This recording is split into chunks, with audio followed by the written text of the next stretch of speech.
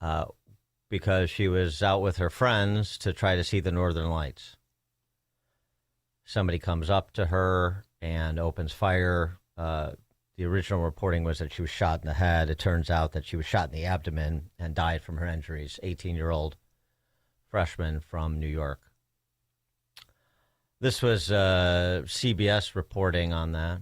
Governor Pritzker still hasn't announced if he's running for president, but last night in Washington... I meant News Nation reporting on the murder of Sheridan Gorman. It was hard to find, at least initially, until yesterday, frankly, any reporting on the arrest in Sheridan Gorman's case. This is going to try to be minimized as much as possible now that we know who's in custody. Here's News Nation reporting on it. Police sources say that a 25-year-old man from the northern Chicago Rogers Park neighborhood was arrested in connection with the murder, and police found a gun on him at the time of the arrest.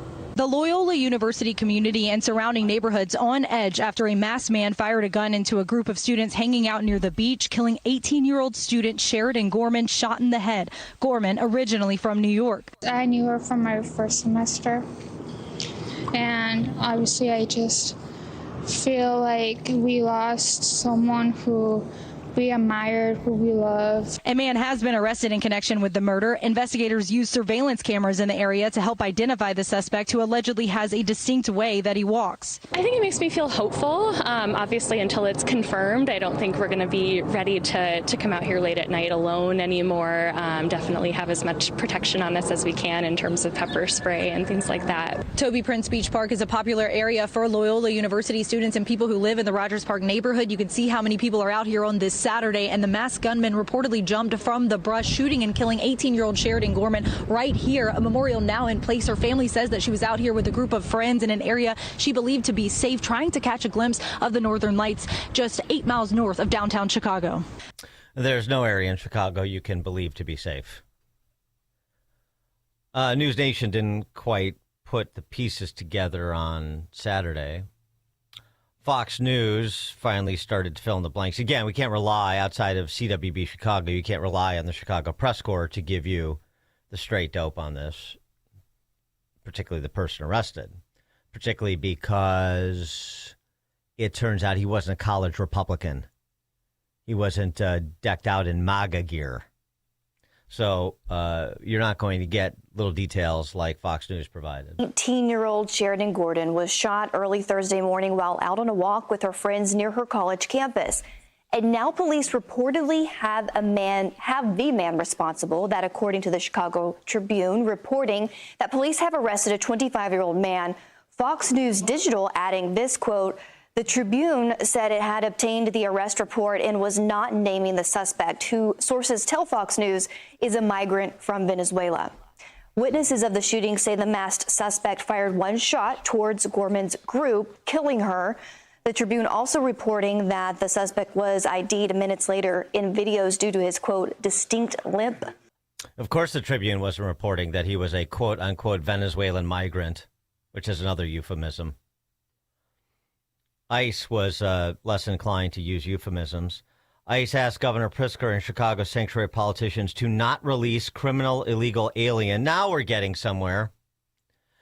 Not release criminal illegal alien accused of killing 18-year-old Loyola College student. Lodge an arrest detainer asking sanctuary politicians to not release this guy's name. A criminal illegal alien. 312-642-5600 to give us a call or text. And, of course, insult was added to murder, as only the state-run media in Chicago can do. One outlet that is indistinguishable from all of the other outlets ran with the headline, "Wrong place, wrong time." Chalk this one up to a wrong place, wrong time.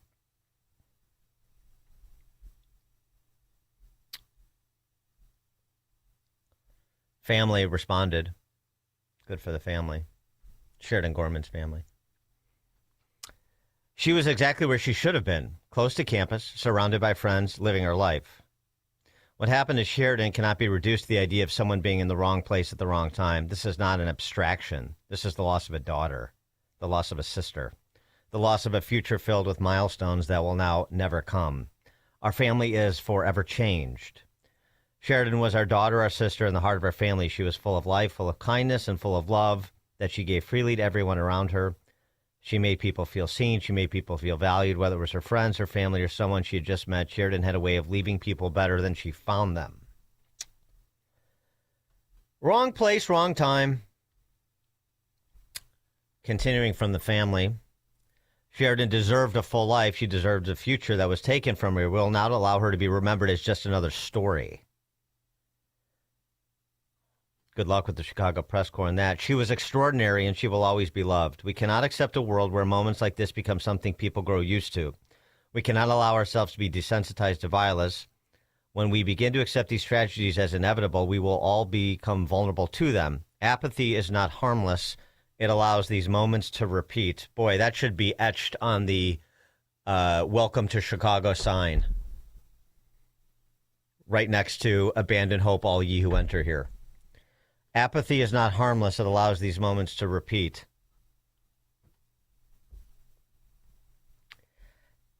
It is so typically grotesque. Wrong place, wrong time. So dismissive.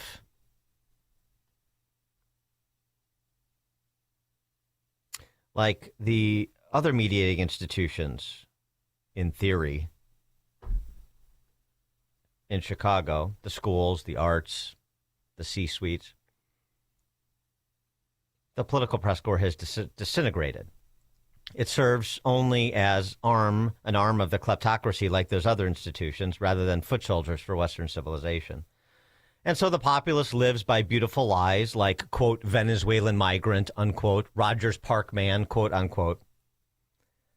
Because the populace in Chicago has lost the ability to confront ugly truths. And by the way, it's reflected in the people in public office. I mentioned all last week, you know how you can tell the Republican caucus in the Senate is weak? John Thune is their leader.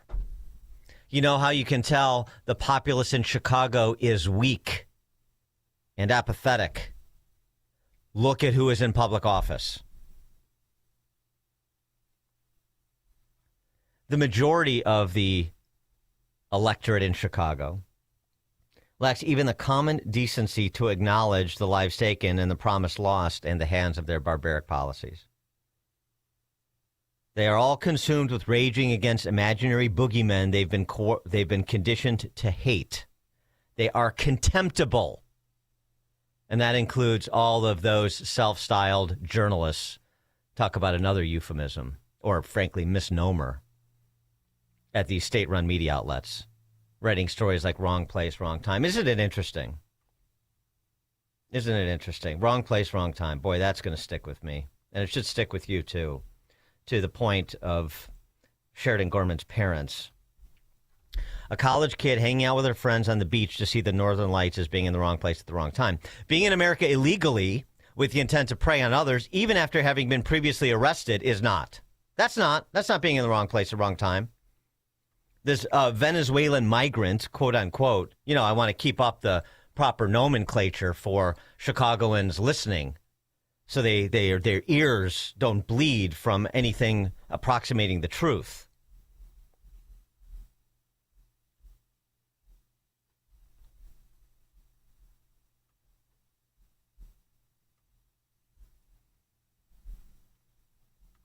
Wrong place, wrong time.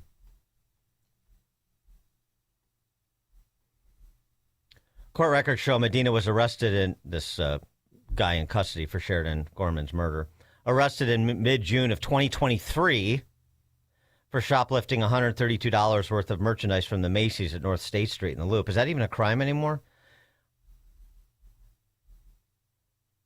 He listed his address as the beach, a migrant shelter on the beach at Leon Beach Park. He was released ROR. Of course he was. And guess what? You'll be shocked to learn. He didn't show up for his court date. Who would have thunk that? Was ICE notified? No, because People don't want to get fired like that cop in Elgin. We'll get to that story.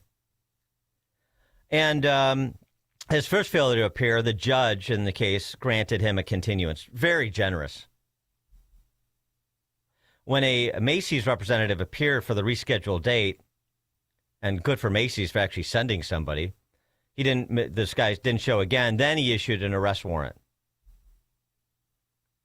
But he was never apprehended, roaming around for the last 3 years. Who knows how many other crimes he committed. No, I'm sure he was on the straight and narrow. I'm sure punching a 9-to-5 job somewhere and just waiting for his time to randomly shoot, apparently, some poor college freshman enjoying the beach with her friends. But back to the point, he wasn't in the wrong place at the wrong time, this illegal immigrant. No.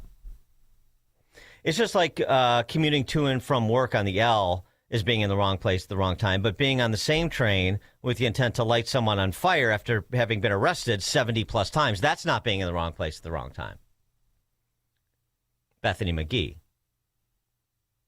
It's just like being a Chicago firefighter who shows up to fight a blaze is being in the wrong place at the wrong time. But being a meth head on felony pretrial release who started the fire, that's not being in the wrong place at the wrong time.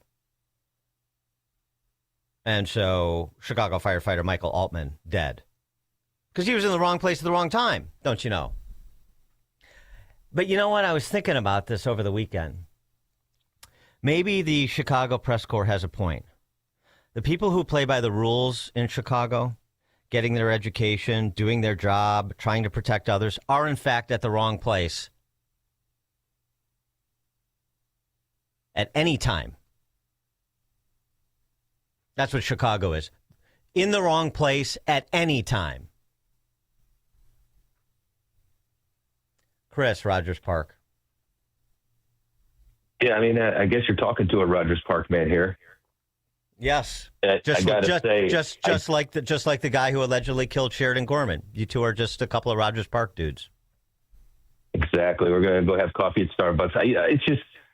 It's wild to me. I just bought a house over here. And alderman comes over. We're talking to the neighbors, and it's like they're more concerned about like the cops chasing someone that just carjacked us, someone a block away too fast.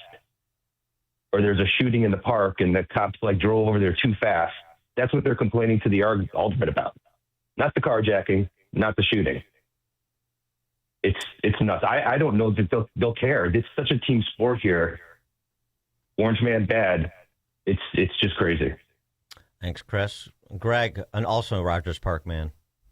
Yeah, hey, the alderman is Maria Hayden, a horrible person. And then on top of all the politicians, they're also going to give some blame to the Archdiocese of Chicago for their enabling all these illegal immigrants to come in here and commit crime. Cardinal Cupich, and especially Vicar of Priests, Larry Sullivan, who echoes that policy and gives orders to his priests to welcome these people and to turn a blind eye to this sort of thing. So thanks, Dan, for all your great work. Thanks, Greg. Appreciate it. Yeah, Alderman Maria Haddon, who is the feudal lord covering the Rogers Park area, and bears a striking resemblance to Alvin from the Cosby Show. She said in a video on Friday she'd keep everyone updated with developments on Sheridan Gorman's murder, but then everybody found out who got arrested, and now it's time to clam up and move on. Because Sheridan Gorman was just in the wrong place at the right time. Alderman Haddon, though, she wasn't not on social media providing updates. She did announce, and you'll want to, I'll give you a moment if you want to get a pen, because you want to write this down. I don't want you to miss it. Saturday, April 4th at 1 p.m. at Federal Plaza, there will be a rally for trans visibility. Okay? We've already moved on from the Sheridan Gorman murder. We can't dwell on these things. Wrong place, wrong time. Big city living. Let's look forward to something we can all celebrate. The rally for trans visibility at Federal Plaza on April 4th. Christine, West Rogers Park. Hi, I live here. We had a YMCA that was closed about 5 years ago. And when Lori Lightfoot was still mayor, East and West Rogers Park combined and put about 200 fighting-age illegal Venezuelan men only there. They had no washers or dryers. I interviewed the man who was running the YMCA then. We couldn't use it. We used to use for birthday parties, everything. And he said they had no money to go to the laundromats. We have 4 laundromats with them walking around us. He said they have no money. As I'm watching this, talking to the guy who's blinking out an SOS, the Chicago Fire Police truck shows up and drops off emergency food for these people. And it went on for years. Thanks for the call, Christine. Appreciate it. Text from through and to Dan, the Macy's merchandise that this Rogers Park man, this Venezuelan migrant, stole back in 2023. The Macy's merchandise was in the wrong store at the wrong time. Exactly. Right. Exactly. It's the merchandise's fault, really, if you think about it. Coming up at 5:38, we'll talk about that Officer in Elgin who was relieved of duty. So, again, in Chicagoland, we have an illegal immigrant who's a cop in Hanover Park and a cop in Elgin trying to remove people who pose a public safety threat, help federal law enforcement remove people who pose a public safety threat in this region, country. He gets relieved of duty. Chicago values. 5:38. Now we check the headlines. Good morning. It is 31 degrees here in Chicago on AM 560 The Answer. I'm Stace Keene in the QC Kinetics newsroom. A Chicago man has been charged with murder in regards to the fire last week, which shook the life of a Chicago firefighter. Fox's Gary Baumgarten has more. 27-year-old Chavis Slade is charged with first-degree murder and arson in the blaze that claimed the life of firefighter Michael Altman. Police say the apartment building fire was intentionally set. Altman, a fourth-generation Chicago firefighter, would have been on the job for 2 years in May. Gary Baumgarten, Fox News. A teenage girl is dead following a hit and run yesterday. According to reports, the teen was hit while she was riding an electric scooter in the 2800 block of East 77th Street. Police say they found the girl lying in the street after the driver left the scene. The girl was transported to the hospital where she passed away. Police are continuing to investigate. This report is sponsored by True Green. Warmer weather is here and the weeds aren't far behind, but the lawn care pros at True Green are ready. Don't wait. Sign up at truegreen.com by April 11th and get 6 weeks free. Let the pros do the work so you can enjoy your weekend. Restrictions apply. See site for details. Alex Marlow does see a legit scandal. I'm kind of amazed by this scandal that has rocked the Department of Homeland Security. Kristi Noem is out. I saw this. I was aware of it, but I have to admit, and this is a big admission, I did not do a deep dive on it. And I have in the last 24 hours, and it is shocking. It is a legitimate scandal. The Alex Marlow Show. Afternoons at 3, right before Sean Thompson at 4 on AM 560. The Answer. Welcome back to Ask Hassleus. I'm Weston. What's your question? Weston Hassleus, how many matches right now? Beg your pardon? I can't sleep at night on that mattress. This is driving me crazy. Whoa, you're talking way too low. It reminds me of the way too low prices on Sealy Posturepedic, Beautyrest, and more at Hassleus Mattress. Are they really that low? You're probably asking, how low? Check out the Beauty Sleep by Beautyrest Queen Aspen Cove B Hybrid. Others sell it for $1,015, but Hassleus has it for just $846. I've been doing my mattress. Maybe you're inquiring about a free box spring with the purchase of any Beautyrest or Sealy Posturepedic mattress for a limited time, or take an equal amount off an adjustable base. Do you have showroom? I assume you're asking whether Hassleus Mattress has employee-free showrooms, free next-day delivery, setup and removal of your old mattress, and free financing. Huh? Yes, we do. Holy cow! See? People are talking about Hassleus Mattress. Open 9 to 9. Find an employee-free showroom near you at hassleus.com. Why would you take your precious metal collections to some fly-by-night roadshow that rolls into town once a year? The only thing you need to do is follow the road to Fox Valley Coins and show your gold or silver to the team. Gold is at an all-time historical high, so don't keep sitting on your coin hoards or old jewelry that you've been saving to sell when the time is right. The time is right now. Prices have never been better on most collector and gold coins. Fox Valley Coins in Naperville is trying to keep up with demand. So they're paying the most ever on not only most gold coins in bars, but also those old coin collections. You might have scarce dates or higher grade coins, so take advantage of the record high market price and the demand now. Whether you're buying or selling, or just want to find out values, trust the team at Fox Valley Coins. Fox Valley Coins is on Route 59, just one light north of I-88 at the Naperville-Warrenville border. Family-owned integrity since 1981. File now with TurboTax on Intuit Credit Karma. They'll find every credit and deduction or your money back. File in the Credit Karma app. Now, your official weather forecast.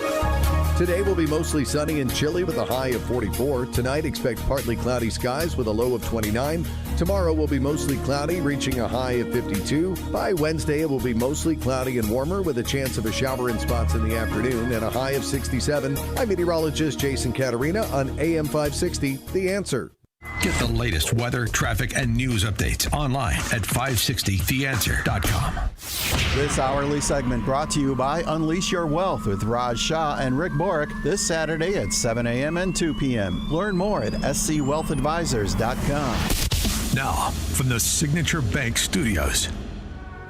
If you're looking for the latest news, insight into what it means, and the sharpest opinion, there's only one station in Chicago where you can turn, and it's this one. We're AM 560, The Answer.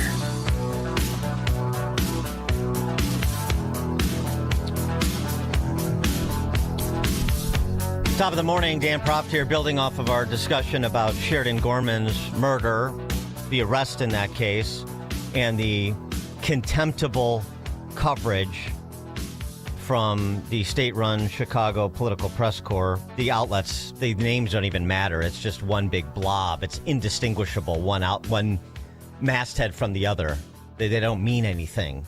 They don't tell you anything about the content. It's all the same from the central office. Rinse and repeat. So this from another state-run media outlet in Chicagoland. And again, for the purposes of lobotomizing most of the electorate, which they've done a bang-up job. Even in that News Nation report on Sheridan Gorman, you heard, like the sing-songy 30-something dingbats in Chicago who've been really significantly responsible for the city's disintegration. Yeah, we're not thinking it's safe quite yet. It's really scary, but, we're going to go out, make sure we're protecting ourselves as much as possible, with pepper spray. Your pepper spray, you quicker on the draw with your pepper spray than, I don't know, say a Rogers Park man with a firearm? The, just blithe ignorance on display. And as you heard from one Rogers Park resident before the break, yeah, the residents are more concerned about, as I said, properly demagoguing the boogeyman that they have been conditioned to hate. ICE agents or the Chicago police or both of them. We're supposed to run interference for the people who are never in the wrong place at the wrong time, and those are the predators, both imported and domestic.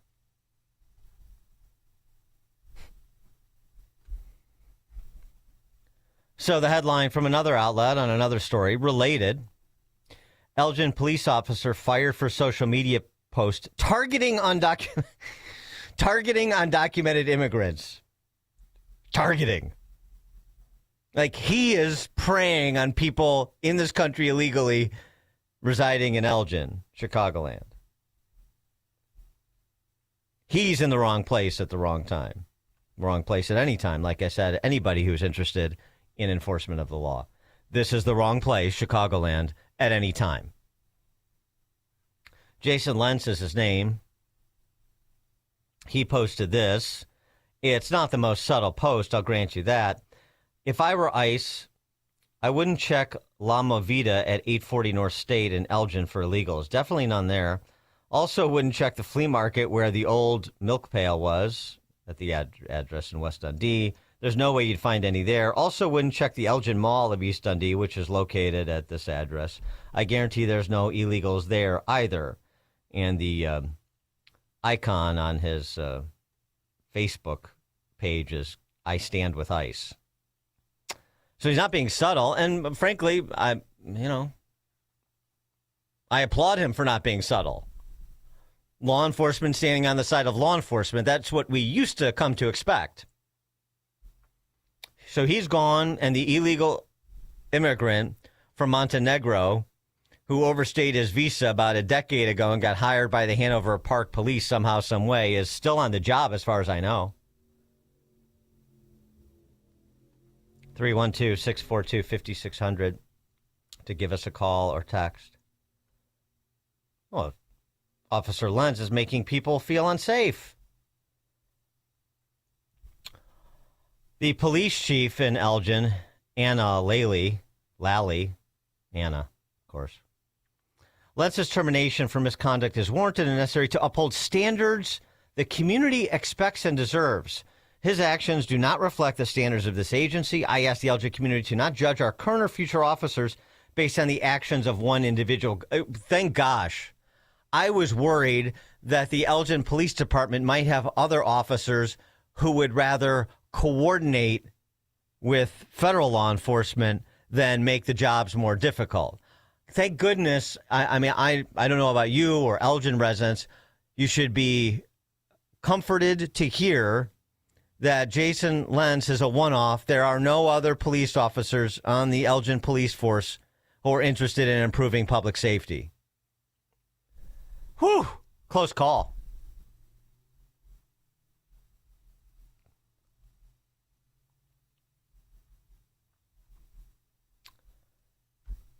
Craig in Mount Greenwood. And thanks a lot for taking my call. Another perfect example of how in these leftist-run places they love to make it real safe for the criminal. Criminals do not follow gun laws or have anything to do with gun laws or purchasing guns illegal or anything. So the leftists, what they do is they want to make sure everything's safe for the criminal. So law-abiding citizens, they get burdened in every possible way. Thanks for the call, Craig. Appreciate it.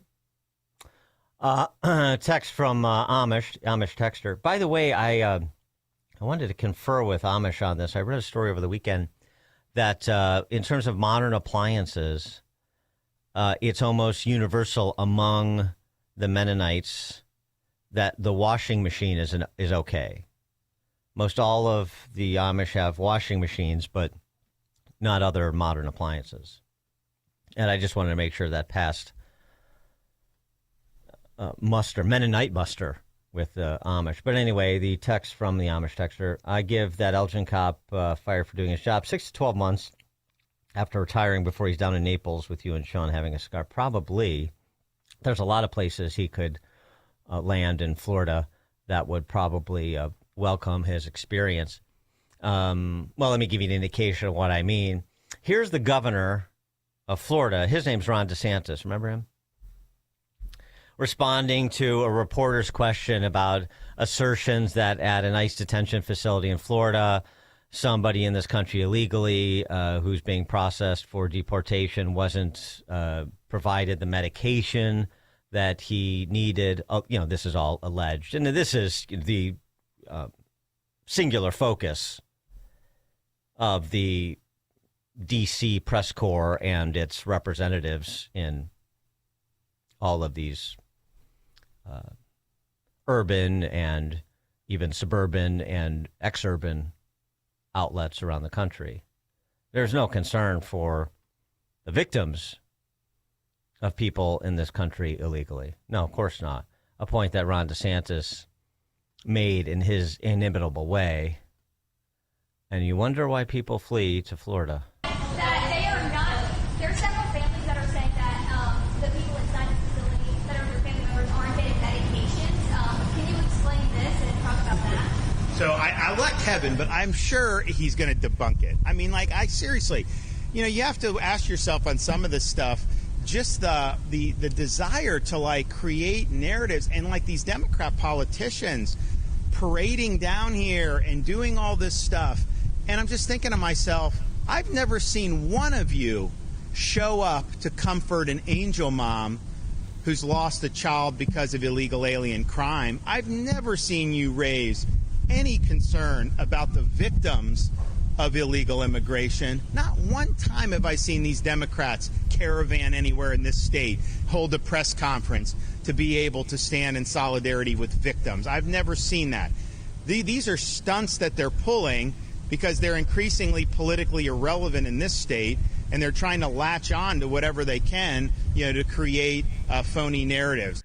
Yeah, you've never seen them do it, and you never will.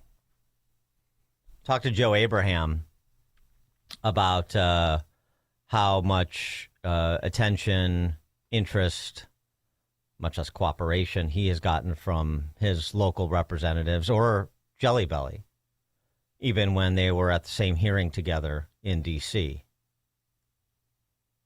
They don't care. If you're not relevant and even potentially an impediment to their political power, then you are to be shunted aside or rolled over. How many examples do you need before that has some resonance?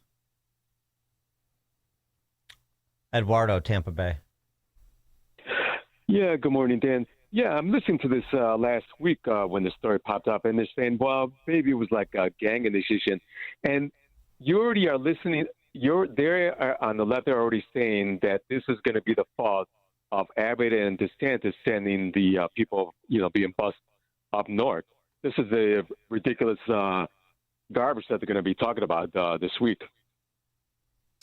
Thanks for the call, Eduardo. Text from 708. As a former police officer in Chicago, I'm sitting here in Tampa. Embarrassed to ever work there. Here in Tampa, the police were just awarded monetary incentives for working with ICE. Also, Florida had 6 executions this year, and we have very little problems with ICE. Yeah. Imagine that. Mike in Union. Come on, Dan, everyone being a little rough. Aren't they doing the jobs that no Americans want to do? There you go. Street shootings and stuff like that, Thanks, brother. Thanks for the call, Mike. No, we have some domestics that are willing to do those jobs, too. As I say, they get turned out after 35, 45, 65, 72 arrests. And then they light a young girl on fire on the L going to and from work. I know the CTA has that new security plan. I'm real excited about it. Just this weekend, every single day. Well, first of all, in total, this is why it's every single day. CTA riders and workers have been assaulted at rates at least double other public transit agencies. We're number one. Just like we're number one for murder rate, but crime is down and everything's fine. And JB and BJ know what to do, and they're doing it, and it's working. I got it. Woman robbed 89-year-old man at Division Blue Line, and an accomplice is being sought. She's in custody. Bucktown, man stabbed at Blue Line Station in Bucktown. Those are just a couple of lowlights from the weekend, but big city living, a couple of people, wrong place, wrong time. I get it. Totally understand. You want to hear what you're dealing with? This was a useful MOS event. This basically independent, reporter that does these, that are actually providing so much utility, just going out and talking to awfuls like he did here, this senior awful in Virginia, and whether or not a particular individual taken into custody should be protected by the sanctuary state that is Virginia, per the promises of the new moderate, quotation marks, scare quotes, moderate governor Abigail Spanberger. That's what she promised. Let's make sure she delivers. So he's very Penn and Teller style. He's circulating a phony petition to protect this individual. I'll wait for him to tell you what the charges were. And he wants to get this old awful's signature. But think about, you have to spend 3 minutes drilling down like he did in order to penetrate the granite between the ears of these awfuls. This is Angel David Rubio Marin. So they're trying to send him back to Mexico, but we want to keep him here in Virginia and hold Abigail Spanberger accountable to what she promised, not to cooperate with ICE. We have to disclose, though, that he was charged of soliciting child pornography and of public masturbation. So he's being held right now, but we think he deserves a second chance. We don't want him to get deported. What do you think? We don't want ICE to take him and send him back to Mexico.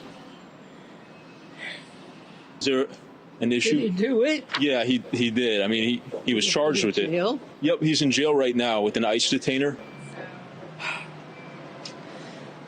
You couldn't just throw me an easy one.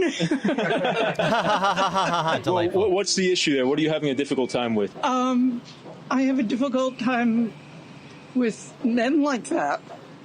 And I'm not in the habit of going out of my way to do anything to support them. But on the other hand, I mean, Spanberg, she talks a good story. I voted for her. I agree we need to hold her accountable. Well, do you think that ICE should deport someone like this? I don't think ICE should exist. Oh, no.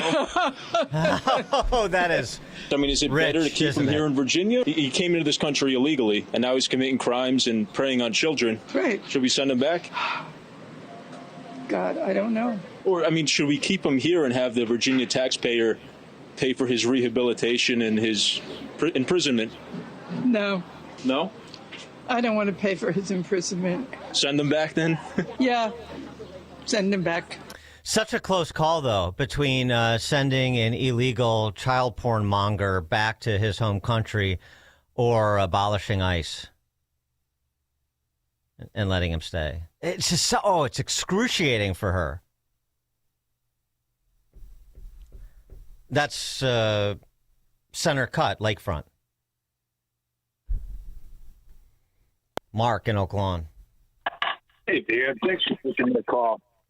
I just can't get over how the media covers stuff up, especially the local Channel 9, Channel 2. It's also one-sided. They have no respect for the police. It's always the police's fault, ICE's fault. Dan, can you educate me? What incentive is there for these local media, like you would say, apparatchiks?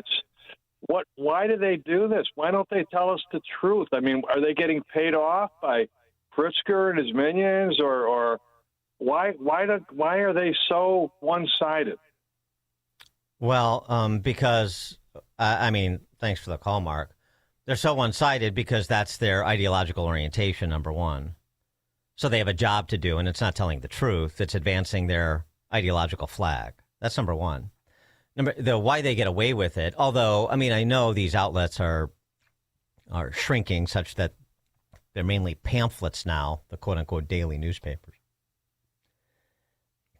But they still exist thanks to the largesse of government and trade unions and high-net-worth leftists. So they're always looking for their next bailout or benefactor. Why do they get away with it? Why does anyone see fit to present a new outlet with a different approach? Well, CWB Chicago's new, one example. But for the most part, Chicagoans don't have enough respect for themselves to demand better. Why don't we get better? I don't know. Who is out there in any organized fashion demanding better? On any front. Pick an institution, any institution that, as I've been saying for years, is disintegrating before your very eyes. The firefighters and the cops support all sorts of neo-Marxists. And I know the Republican Party doesn't present much choice in Chicago or, frankly, anywhere else in the state these days. So what do? You play the hand you're dealt. And what's the reward for being courageous and speaking out and taking on the zeitgeist of the day? You do when you lose your job in Elgin. You fall in line and they protect you in Hanover Park. So it pays to be a coward. This is why this is an Orwellian level dystopia. It's a kleptocracy, and kleptocracy. That's an aspect of it. Play the game. Don't be the nail that sticks up, and maybe you'll get cut in on the action. Don't play the game, and you'll be marginalized or eliminated altogether. Being a coward often pays well.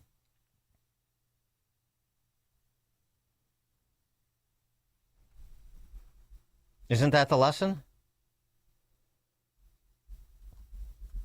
What's that? And of course, I guess the larger point is you have to decide how you want to live your life. As that famous exchange in the movie The 300 between Leonidas and Ephaltes of Trachis, the hunchback, when Leonidas exposes him for having betrayed Leonidas to Xerxes, and he says to him, "May you live forever. May you live with the guilt of being a coward and a quisling forever." And that's what I would say to most of Chicago. It's now 6 o'clock at AM 560 WIND Chicago. This is a Fox News alert. A deadly crash has closed a major New York City airport. I'm Dave Anthony. It happened at LaGuardia just before midnight when an Air Canada Express flight from Montreal collided with a fire truck right after landing. We stopped really quickly, and then about 2 seconds later, we just had an absolute slam. Everybody was flying everywhere. I mean, the plane started veering off left and right. The truck got clearance to cross the runway, but then, as heard on liveatc.net. Stop, truck one, stop. Stop, truck one, stop. Stop, truck one, stop. But it was too late. We know 2 pilots were killed in this collision. Fox's CB Cotton at LaGuardia. The fire truck was responding to a separate issue. The 2 people in the fire truck are expected to be okay. The Port Authority says as of right now, a total of 41 passengers and crew members were taken to the hospital and 32 people were released. LaGuardia is closed in New York until this afternoon, and that has canceled more than 500 flights to and from there, adding to an air travel problem getting worse with hours-long security lines at some airports as TSA agents keep working without pay and a Homeland Security funding showdown in Congress. Some aren't showing up. And as Democrats keep demanding immigration enforcement reform to fund DHS, they do not like this new plan starting today. ICE agents being deployed to help at some airports. Borders Czar Tom Homan says ICE agents will be at the airports where the wait times are the longest. He indicates that their roles could be pretty limited, helping TSA workers at terminal exits and entries. TSA staff can then focus on the duties that do require specialized training, like X-ray screening. That's Fox's Madeline Rivera. President Trump's countdown for Iran to stop blocking oil shipping ends tonight, or else the president says the U.S. would attack energy facilities and power plants in Iran. Iran is threatening to retaliate and hit energy facilities in the Middle East. America's listening to Fox News. Good morning. It is 31 degrees here in Chicago on AM 560 The Answer. I'm Stace Keene in the QC Kinetics newsroom. The Department of Homeland Security is criticizing Chicago's so-called sanctuary city policies after it named an undocumented migrant as a murder suspect. Fox's CB Cotton has the details. An illegal immigrant has been arrested for killing 18-year-old Sheridan Gorman. The agency is identifying the suspect as Jose Medina. DHS says he's in the country illegally from Venezuela, and agents shared this timeline, saying that in May 2023, he was apprehended by U.S. Border Patrol and released into the country under the Biden administration. And a little more than a month later, the agency says Medina was arrested for shoplifting in Chicago and released out into the streets again. Chicago police have said the shooting happened at around 1:30 a.m. on Thursday at Toby Prinz Beach, just minutes from the Loyola University College campus. Public and private services are being organized for Gorman. The Trump administration supports a bill sponsored by Senator Lindsey Graham to outlaw those so-called sanctuary cities by penalizing state and local officials for blocking or impeding federal immigration enforcement. Officials say the city of Chicago is owed big money from the Federal Transportation Department. Fox's John Saucier explains. Millions of people take public transit in Chicago, and the city says it needs billions of dollars in frozen funding from the Trump administration. A new lawsuit claims the White House has withheld some $3.1 billion in funding for rail projects in the Windy City. The Chicago Transit Authority says they need that money to pay its contractors and vendors. A similar lawsuit was also filed this week by the New York Metropolitan Transportation Authority. They say the government is withholding almost $60 million. John Saucier, Fox News. This report is a service of Woodland Windows and Doors in Roselle. Brighten your home and make the rooms in your house look better and bigger with larger windows or patio doors this spring. Visit woodlandwindows.com to book your consultation today. A Check of the Roads is coming up in 2 minutes on AM 560. The Answer. Scott Jennings wonders if we'll see support. Iran has fired ballistic missiles into a German military base in Jordan. So Iran continues to fire at its neighbors. You know, something I've been wondering, are we having any expectation that other countries are going to eventually get fed up with this and join in the military attacks against Iran? The Scott Jennings Show. Weekdays at noon, right before Hugh Hewitt at 2 on AM 560. The Answer. Sign up for the AM 560 Answer Advantage to get early alerts on event ticket sales, special discounts, and contest opportunities. Sign up today at 560theanswer.com/advantage. When you can no longer handle your own home, Hearthstone Assisted Living at the Lutheran Home in Arlington Heights is here to help make life easier. Experience upscale living with comprehensive health services. We offer fine dining, engaging activities, available chaplains, weekly worship services, and quality amenities including a bistro, expansive library, and general store. For a limited time, mention WYLL for an additional discount. Call 847-595-5024 or visit LutheranLifeCommunities.org.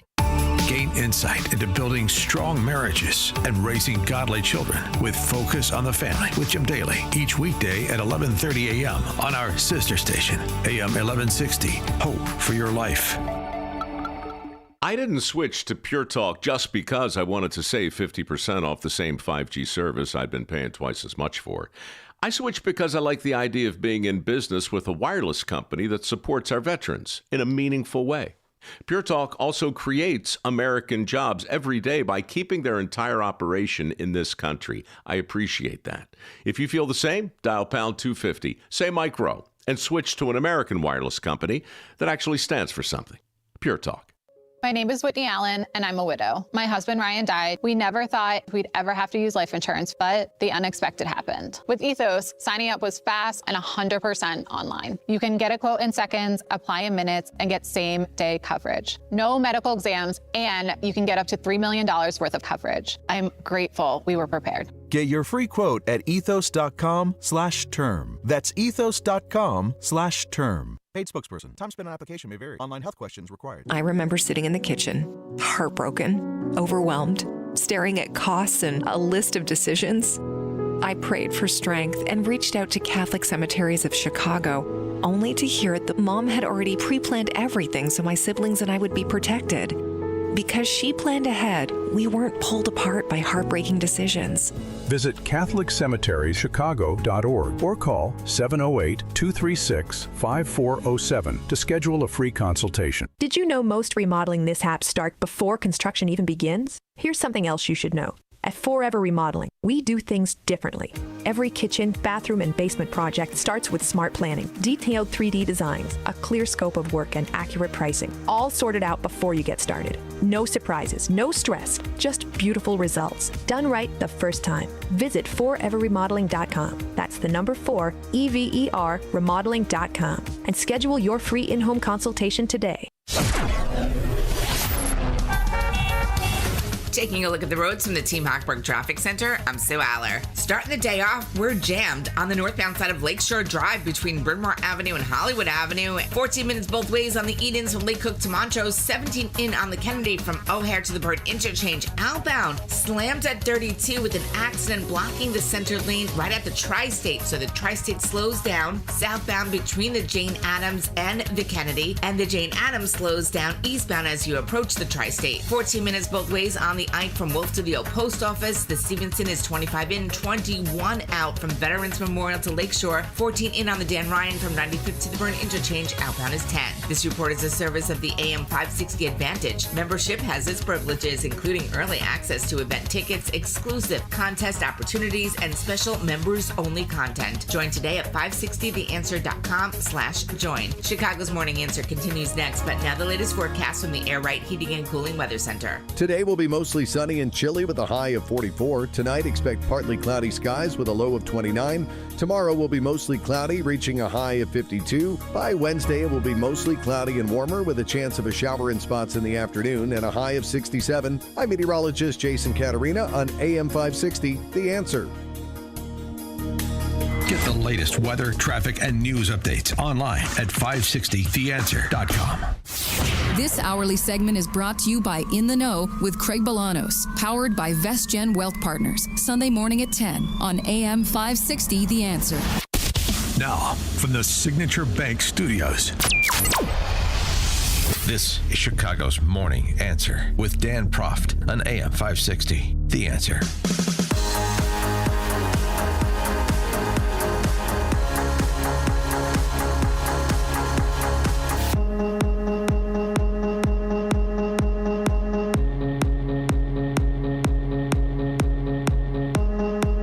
Top of the morning, Dan Proft here. Which did you enjoy more? Elon Musk offering to pay TSA agents while the neo-Marxists have TSA funding cut off? Bad old Elon Musk. Boy, it's a far cry from those heady days of Doge when all the neo-Marxists were out there with the AFGE, American Federation of Government Employees Stewards, singing their 60s protest songs. Remember that? Because that callous group of dozers. Elon Musk, a bad guy, spurting public safety, existential threat to the Republic. We got to get out there and key some Tesla stat to save our country. I would like to offer to pay the salaries of TSA personnel during this funding impasse that is negatively affecting the lives of so many Americans at airports throughout the country. That's fun. That's a fun piece of jiu-jitsu and a generous offer from Musk. Do you like that more in terms of a leftist comeuppance, at least in part? Or Trump announcing that, okay, you want to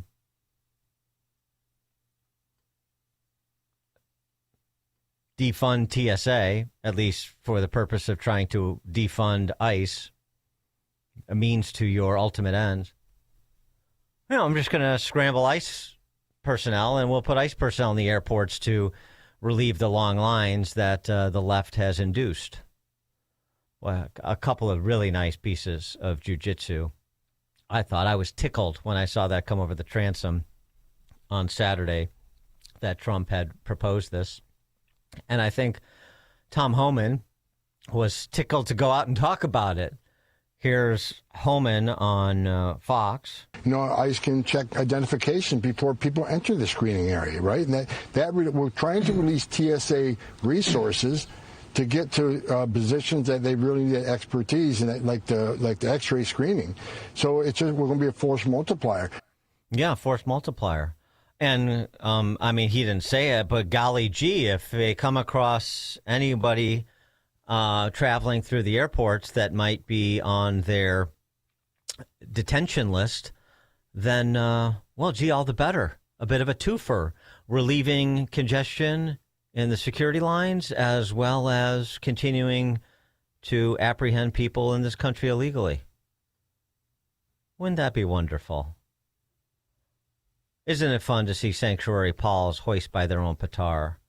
312-642-5600 to give us a call or a text. Homan went on with Dana Bash, very concerned about whether ICE agents have the proper training to be able to aid the effort here, aid the effort of moving people through security theater, frankly.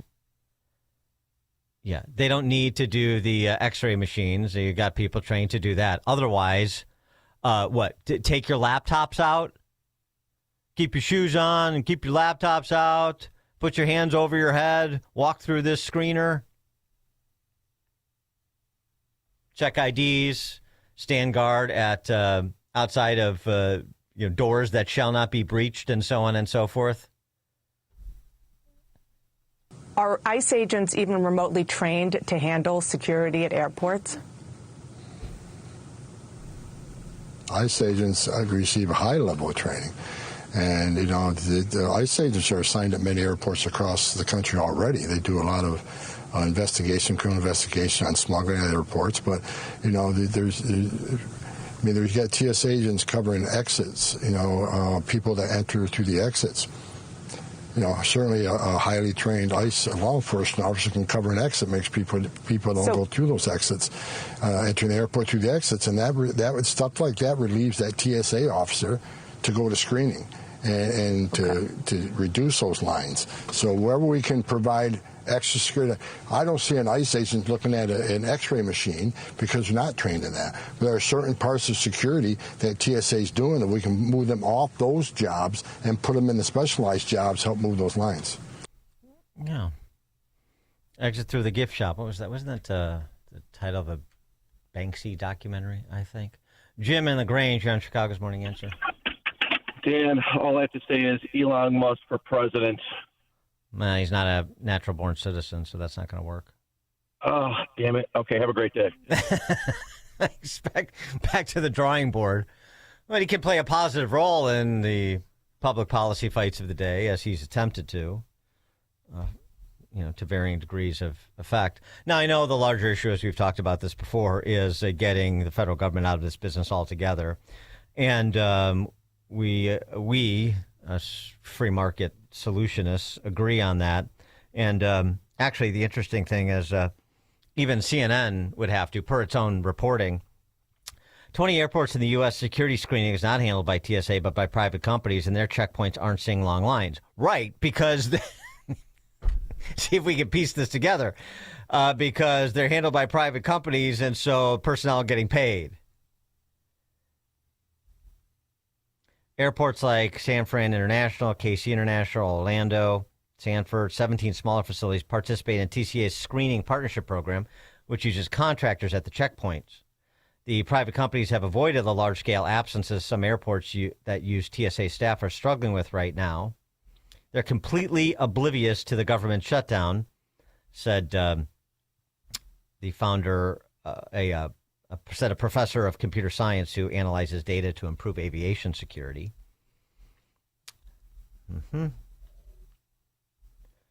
And meanwhile, and by the way, somebody's created an app. I know that there was this thing I was mentioning last week, like, why can't you check how long the lines are before you head to the airport? Well, and somebody said there is an app for Chicago and for O'Hare and Midway, but that was down because of whatever's going on at TSA. Well, this guy named Zach Griff actually created an app because he said most tools, including the TSA's own app, only show airport-wide estimates. He's got it, a free tracker that shows live waits by checkpoint, including pre-check, clear, and more where available. So it's a little bit more surgical, which is pretty cool, actually. It's TIA, and if you want to check it out, if you're traveling, you may want to check it out. It's called From the Tray Table. Just pretty clever. TSA.FromTheTrayTable.com. So, for example, right now, let's see.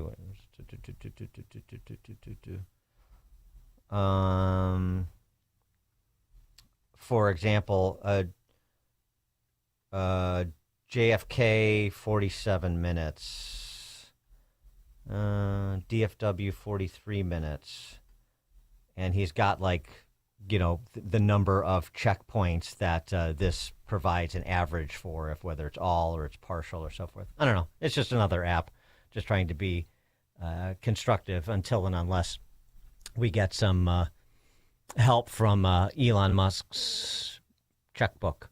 Now, on the other side, Hakeem Jeffries, the very ill-equipped House Minority Leader, who still may be House Speaker. You don't have to be particularly talented, it turns out, to rise to the upper reaches of political power in this country. I don't know if you've noticed. Hakeem Jeffries also on with Dana Bash following Tom Homan's appearance, where he explained that ICE agents are more than qualified to do things like security and provide a backstop to relieve TSA agents to do things they're uniquely trained to do, like the X-ray machine review. And Hakeem Jeffries which is about his speed, went with the I'm rubber and you're glue argument. Yeah, it's unfortunate that Republicans have decided that they would rather force TSA agents to work without pay, inconvenience millions of Americans all across the country, and now potentially expose them to untrained ICE agents and create chaos at airports throughout the land rather than get ICE agents under control. And that's what you're going to hear now repeated because that was sent to him to repeat. Chaos. This is the watchword of the left. Oh, I don't know about the thing. I don't know about using ICE agents because it's going to just create more chaos. Everything with respect to what the Trump administration does, what federal law enforcement does, what law enforcement at any level does under the umbrella of alignment with the Trump administration, that is just chaos inducing. Law and order creates chaos. The enforcement of law creates chaos. Lawlessness, not chaos. Sanctuary jurisdictions, not chaos. Professional agitators intervening on behalf of criminals to impede law enforcement, that's not chaos. Order, law enforcement, common sense, those are the approaches, the behaviors that create chaos. You heard it there from Hakeem Jeffries. You're going to hear it again and again and again. George in Naperville. Yeah, Stan, maybe the public will warm up to ICE when they see them helping out at the airports. Yeah, just as they've fallen in love with TSA. Chuck Schumer is completely confused. He had a Freudian slip on the Senate floor. He can't remember what we were supposed to fund and defund. But we must fund ICE. TSA now. TSA, yeah. Not ICE, TSA. Yeah.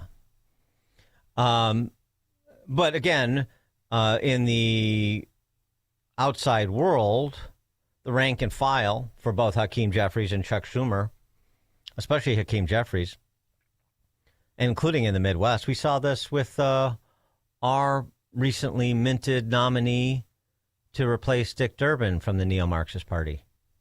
Juliana Stratton, you're lieutenant governor. What's your favorite thing she's done as lieutenant governor? Anyway, she ran on abolishing ICE. Of course she did. Why wouldn't you? Sri Thanadar, he's a rep from Michigan. This is Congressman Sri Thanadar. ICE is out of control, creating terror in our cities, on our streets. They're beyond reform, not acceptable. I am working in Congress to abolish ICE. At least we're getting candor again, which I sure do appreciate.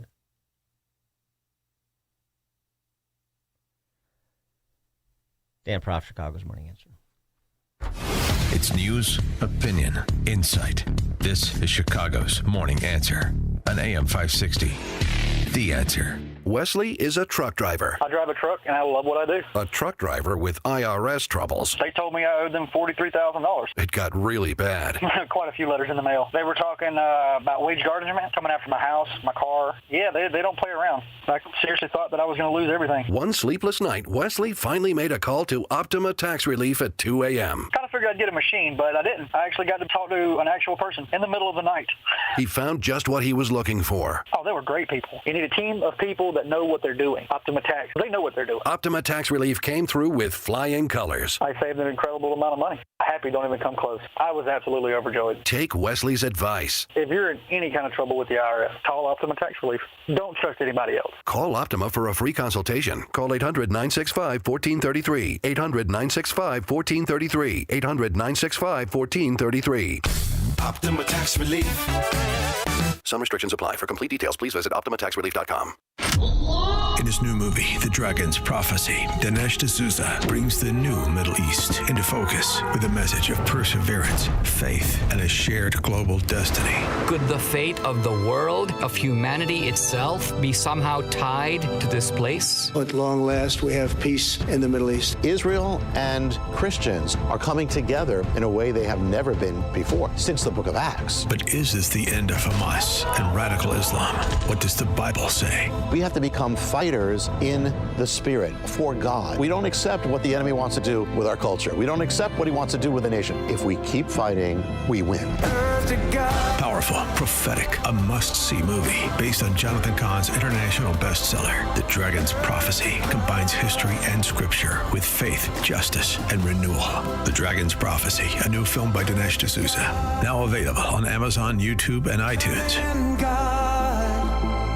Your financial future deserves more than just a financial strategy. It deserves a dedicated resource. Meet Michelle Ashute with West Point Financial Group, a Mass Mutual firm. With almost 2 decades of experience, Michelle builds lifelong relationships, guiding families through legacy strategies, from grandparents down to grandkids, helping people secure their financial independence. Michelle Ashute is focused on needs, not just numbers, and that means retirement planning, life insurance, and estate planning strategies. Whether preparing for college, retirement, or protecting your business, Michelle's needs-based approach helps you prepare for life's biggest moments. Start building your financial future today. Call Michelle at 224-499-3665. That's 224-499-3665. Michelle Ashute of West Point Financial Group, helping you earn, learn, and secure your tomorrow. Local firms or sales offices of Massachusetts Mutual Life Insurance Company. Mass Mutual, Springfield, Massachusetts, 01111-001, and are not subsidiaries of Mass Mutual or its affiliated companies. Michelle Ashute is a registered representative of and offers securities through MML Investor Services, LLC, member SIPC. Supervisory office located at 30 South Wacker Drive, Suite 2700, Chicago, Illinois, 60606. The following advertisement includes a celebrity impersonation. The summer heat in Chicagoland is no joke. And if your old air conditioner is making funny noises, you may already know it's time for a new unit. Look, your air conditioner, it's a disaster. People are telling me it's the worst ever. Don't sweat it, literally. When it comes to cooling your home, Air Right Heating and Cooling does it the best. And they love our country. Beautiful people. Rebates are still available, financing is flexible, and at Air Right installations are smooth and professional with no surprises. It's beautiful. Some people say it's the coolest air anyone's ever felt.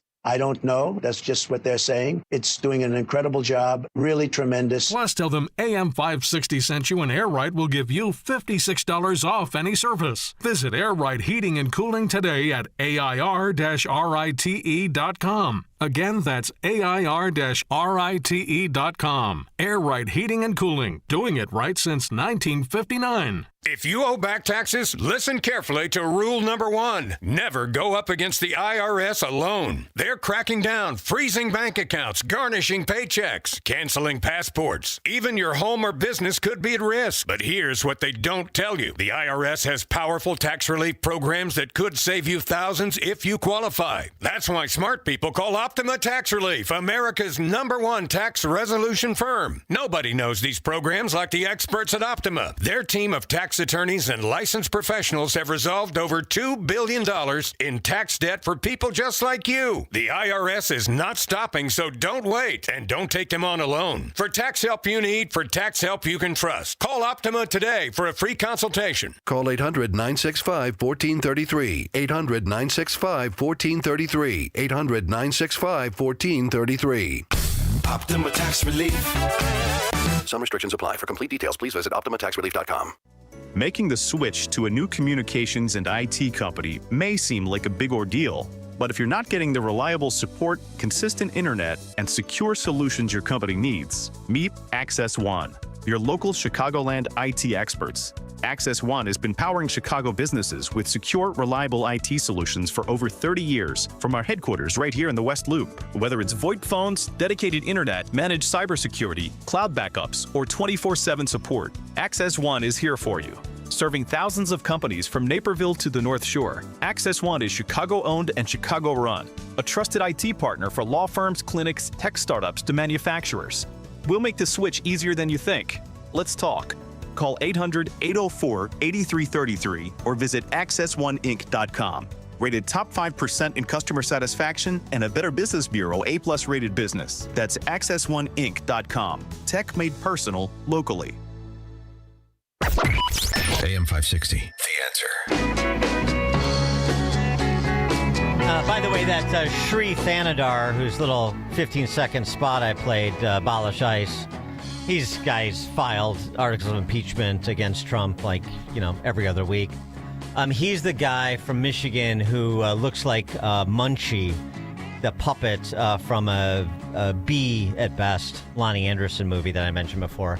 If you haven't seen it, look it up, and I think and then look up Sri Thanadar if you haven't seen him, and I think you'll appreciate the comparison. Chuck Norris allegedly passed away on Friday after our program was over. It was reported. Obviously, I don't believe it because, as you know, death once had a near Chuck Norris experience. As you know, the flu gets a Chuck Norris shot every year, so I just can't believe it. But I do believe this. Chuck Norris, this is a while back, of course, but when he very publicly made a move from what was then the Democrat Party to the Republican Party, he explained it thusly. Why are you a conservative, sir? Well, I used to be a Democrat, but unfortunately the Democrats went too far to the left, and the Republicans moved into their position that the Democrats were 40 years ago. See? And so what the Democrats believed 40 years ago, the Republicans believe today. And so I realized that I had to go to a Republican because the Democrats just got too far off the trail. They just got completely off the trail and lost all reality of what America stood for. And so I realized that Republicans at this point in time are more focused on what is best for America than what the Democrats are. Yeah, and it's been that way for the last 30 years. Well, prior to that, I would argue, but it was for Chuck. Scooter, Southside. Hey, good morning, Dan. I'm just saying these ICE agents, when they're working at the airport, they should wear their masks because, you don't want to get sick, all those people coming through the lines. And Chuck Norris, when he does a push-up, he's not pushing himself up. He's pushing the earth down. That's exactly right, Scooter. Chuck Norris also doesn't read books. He stares them down until he gets the information they want. We'll have those and other Chuck Norris-isms throughout the rest of the show in his honor. I watched that fight scene from Enter the Dragon between him and Bruce Lee over the weekend, just as a refresher since he was top of mind. Pretty awesome. Coming up at 6:36, we'll return to the matter of Sheridan Gorman's murder and other local law and order failures with former Riverside Police Chief Tom Weitzel. That's 6:36. Now we check the headlines. Good morning. It is 31 degrees here in Chicago on AM 560 The Answer. I'm Stace Keene in the QC Kinetics newsroom. Authorities are naming the teen who was killed in a hit-and-run accident in Chicago's South Shore neighborhood. The county medical examiner says 15-year-old Violet Harris was found lying in the street Saturday night in the 2800 block of East 77th Street. She was pronounced dead at a local hospital. Investigators determined the teen was riding a motor scooter when she was hit by a vehicle that fled the scene. A 13-year-old was also hospitalized with injuries suffered in the crash, which remains under investigation. The state of Illinois will be honoring a Chicago firefighter who died last week from injuries suffered while battling a blaze. Flags will be flown at half-staff from sunrise on Wednesday until sundown on Friday to pay tribute to Michael Altman. Altman died from injuries suffered while battling a blaze March 16th on the city's far north side. A man accused of setting the fire faces murder and arson charges. News is a service of American Beam and Steel structural repair licensed contractors for your home or business. Search for American Beam and Steel online to schedule your consultation directly with the owner, Mark. American Beam and Steel. A check of the roads is coming up in 2 minutes on AM 560 The Answer. Larry Elder explains the reason we're here. The reason we're here is because we have an enemy that has been chanting death to America for 47 years. The enemy determined by their own admission to develop a nuke. They admitted they had enough to build 10 bombs. Is there any confidence that you have that had these people had a nuclear weapon, that they would not use it? The Larry Elder Show, weeknights at 8, right before Sean Hannity at 10 on AM 560. The Answer. If you've saved $100,000 or more for retirement, call Steve Shyman today at 833-945-7283. That's 833-WILL-SAVE. 833-WILL-SAVE. Schedule your no-cost, no-obligation retirement review and make sure your plan is built to protect what you've worked so hard to earn. And don't forget to listen to Steve's show Protecting Your Assets, Saturday mornings at 8 a.m. right here on AM 560. Call now, 833-945-7283. When someone you love is living with memory loss, finding the right care isn't just important, it's everything. At Terra Vista of Oak Brook Terrace, memory care isn't an add-on, it's all we do. When Mom moved into Terra Vista, everything changed. She's safe, engaged, and surrounded by people who truly understand dementia. And I finally get to just be her daughter again. Terra Vista was built specifically for caring for those with Alzheimer's and other types of dementia, with secure indoor and outdoor spaces, innovative therapies, and a community that feels like home. Residents stay active, connected, and respected every single day. And the best part? Mom can live with dignity, and I have peace of mind. If memory care is in your future, choose the community designed for it. Choose Terra Vista of Oak Brook Terrace. Schedule a tour today at terravista.org. Again, that's terravista.org, and tell them AM 560 sent you. Terra Vista, where memory care lives. As a local business owner, you get called every week by marketing companies. We get it. We have hundreds of satisfied customers. Here's what a satisfied client recently said. Open enrollment is going great. We're hitting record numbers. Thank you so much for this report. It really is amazing to see how the marketing is really shaping our enrollment around the city. Salem Surround. Is your business hard to find online? Meet with a digital marketer today for ideas that will make your business stand out. Visit salemsurround.com. Hair Volume from New Nordic will make your hair look thick and healthy. Hair Volume is available online at Amazon and newnordicusa.com or in the hair care aisle at your local CVS.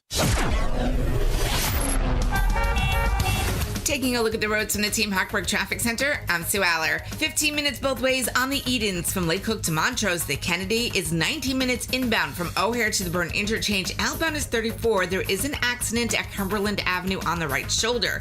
We're also real slow on the Tri-State southbound between the Jane Addams and the Kennedy, and the Jane Addams slows down eastbound between Higgins Road and the Tri-State. 14 minutes both ways on the Ike from Wolf to the Old Post Office, and 26 minutes inbound on the Stevenson from Veterans Memorial to Lakeshore. Outbound is 22. You've got 15 in on the Dan Ryan from 95th to the Burn Interchange. Outbound looks great at 11. This report is sponsored by Staples. Want a great way to boost your brand? Custom labels at Staples will help packages pop, shipments stand out, and takeout boxes really take off. Shop now through April 18th and save 30% on all custom labels. Staples. That was easy. Chicago's Morning Answer continues next, but now the latest forecast from the Air Right Heating and Cooling Weather Center. Today will be mostly sunny and chilly with a high of 44. Tonight, expect partly cloudy skies with a low of 29. Tomorrow will be mostly cloudy with a high of 52. By Wednesday, it'll be mostly cloudy and warmer with a chance of a shower in spots in the afternoon. The high temperature for Wednesday will reach 67. I'm meteorologist Jason Caterina on AM 560, The Answer. Get the latest weather, traffic, and news updates online at 560theanswer.com. This hourly segment is brought to you by The Real Story with Jeannie Ives and Amy Jacobson. Heard weekday mornings at 11 on AM 560, The Answer. Now, from the Signature Bank Studios. Only the biggest stories, only the biggest guests, and only the biggest opinions. This is AM 560, The Answer.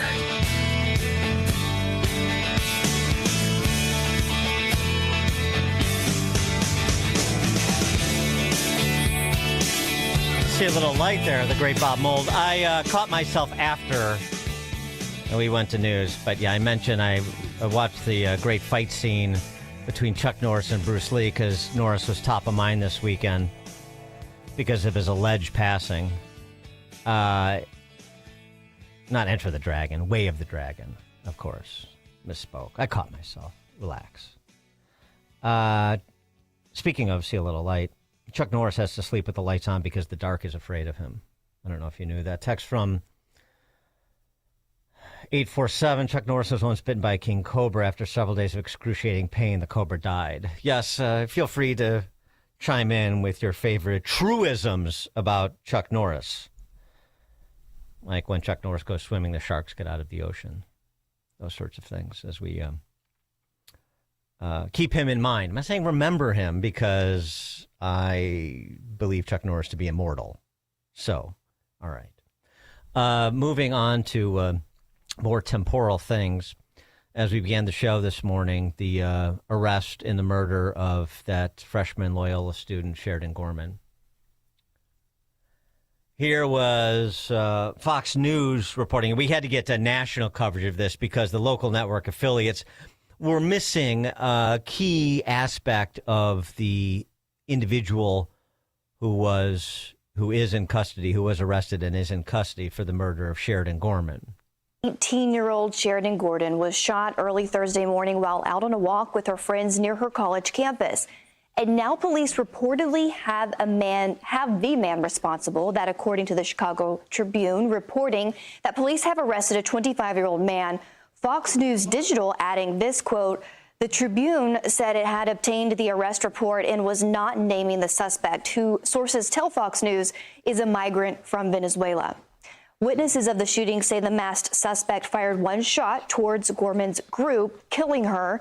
The Tribune also reporting that the suspect was ID'd minutes later in videos due to his, quote, distinct limp.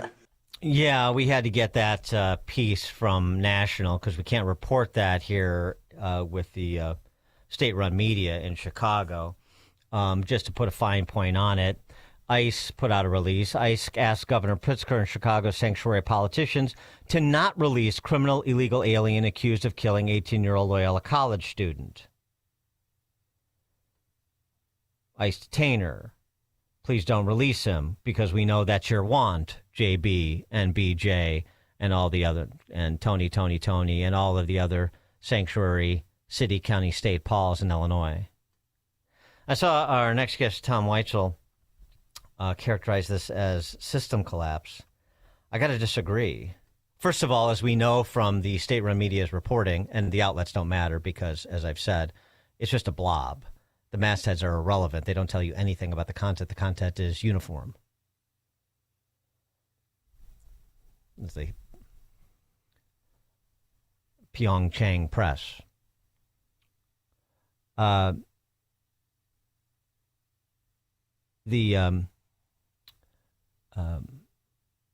Wrong place, wrong time.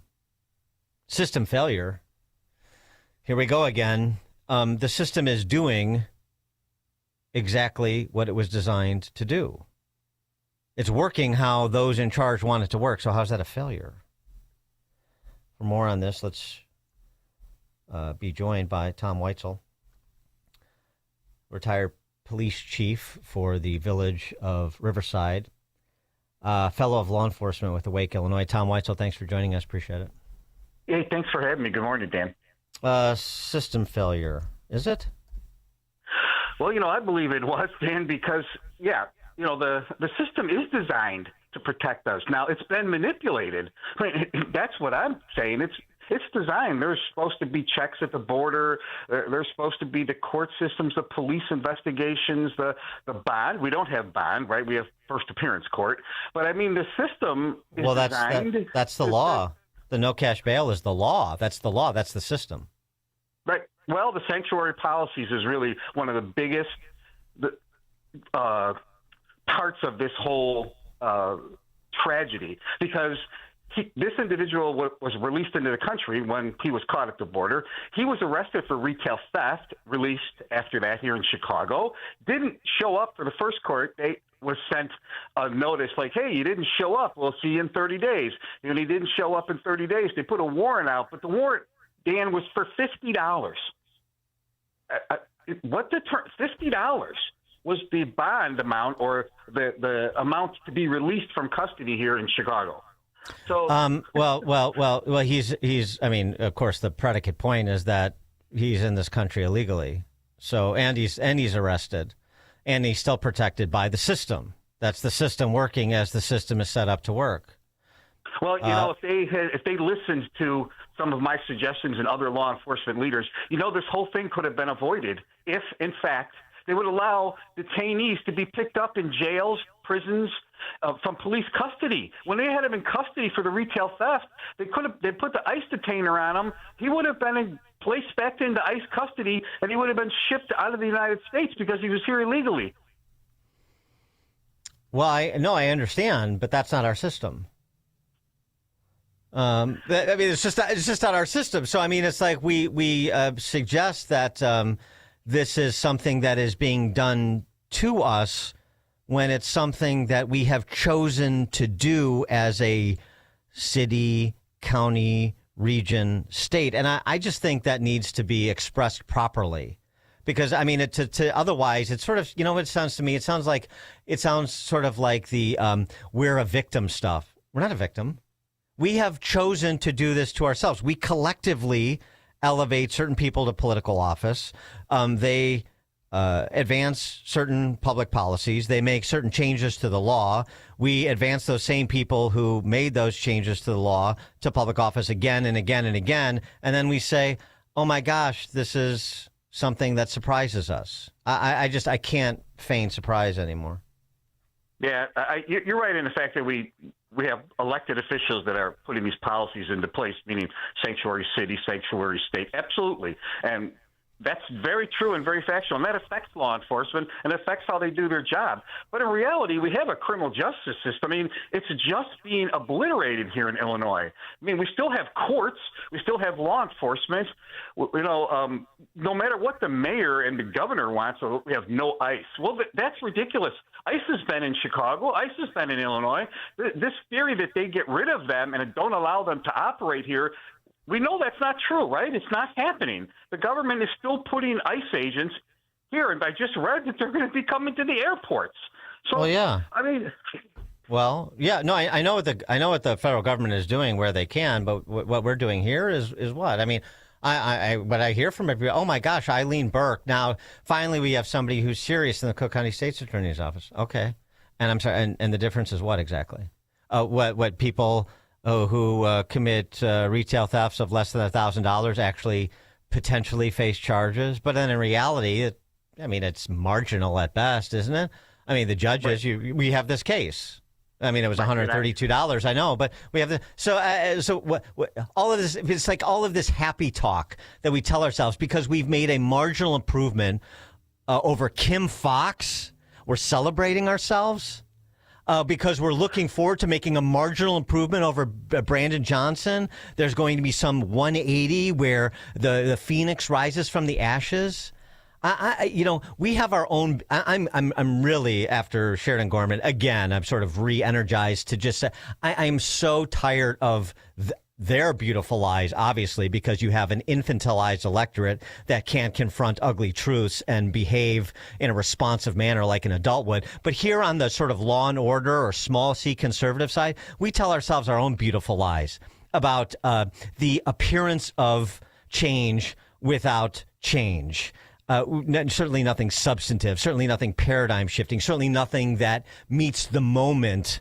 And so, I mean, come on. Until you have stakeholders, institutional stakeholders, like in law enforcement, on either side of the criminal justice system, or both, decide to stop getting into bed with these public policymakers whose policies they turn around and decry, whose policies they sort of say when a firefighter gets killed by some meth head, firebug, now all of a sudden it's, what are we doing and what are we doing? And then the firefighters union turns around and endorses all these neo-Marxists that go down to Springfield and do Pritzker's bidding or sit in the city council like potted plants and largely do BLM Brandon's bidding. I mean, it's just like this charade has to be called out for, as far as I'm concerned, because people on the center right who are otherwise sensible or on the center left who are otherwise sensible, I mean, they're just as big a cowards as these neo-Marxists, as far as I'm concerned. You're on point, and I would say that I agree that there needs to be the police leadership, and even in this case, the firefighter leadership. They have to stand up. And you know what they do in Springfield? They're like, what deal can we make the best? Like, what can we get back for our organizations? And that has to stop. I've been saying that you have to fall on your sword somewhere. And I don't know if you saw it, Dan, but the Chicago police said a major tool used in the arrest of this Venezuelan migrant was video. And do you know that there is a bill? It was introduced by Representative Kelly Cassidy that would ban law enforcement from using facial recognition in Illinois. Yeah, because it's racist. Just like the shot spotters, they're racist. Well, so the tools that the proven tools, and in this case, help solve this brutal murder. These, you have the law pending in Springfield to not allow ICE agents to be local police in Illinois. Now there's a proposed legislation to eliminate all facial recognition in the state of Illinois. Right. Well, why wouldn't they? I mean, they have a constituency to serve, and they're serving it. They have boogeymen that they've created, and they have to continue to demonize those boogeymen and have people focus on those boogeymen rather than sort of, pick their heads up and look around and see how things are going in their neighborhood. I mean, that's what they do. They're serving activists then, Dan. They're not serving the public. Well, I know, but that's what pays well on both sides of the equation. It advances their political careers or sustains them, and people get paid. It's an interesting. There was an interesting piece by Olivia Reingold in the Free Press. What happens when you pay ex-gang members to stop crime? Ask Chicago. The violence interrupters, the much touted violence interrupters. The Peacekeepers program is just a single piece of an experiment in crime fighting that has attracted around $1 billion. It's also a program the growing chorus of city leaders, law enforcement officials, and even a donor now say doesn't work. One city alderhuman called it a scam. A member of the mayor's own public safety team told me it is a revolving door for gang members. And she gets into the detail of it about, all of it sounds so wonderful. So as long as the intentions are good and we've created this rosy scenario of how this is going to work, we don't actually have to worry too much about the implementation, much less the outcomes. And if you start looking at the outcomes, heaven forbid we look at outcomes to spend or to public policy approaches in this city and state. But it doesn't turn out to be so great. It's really a good piece.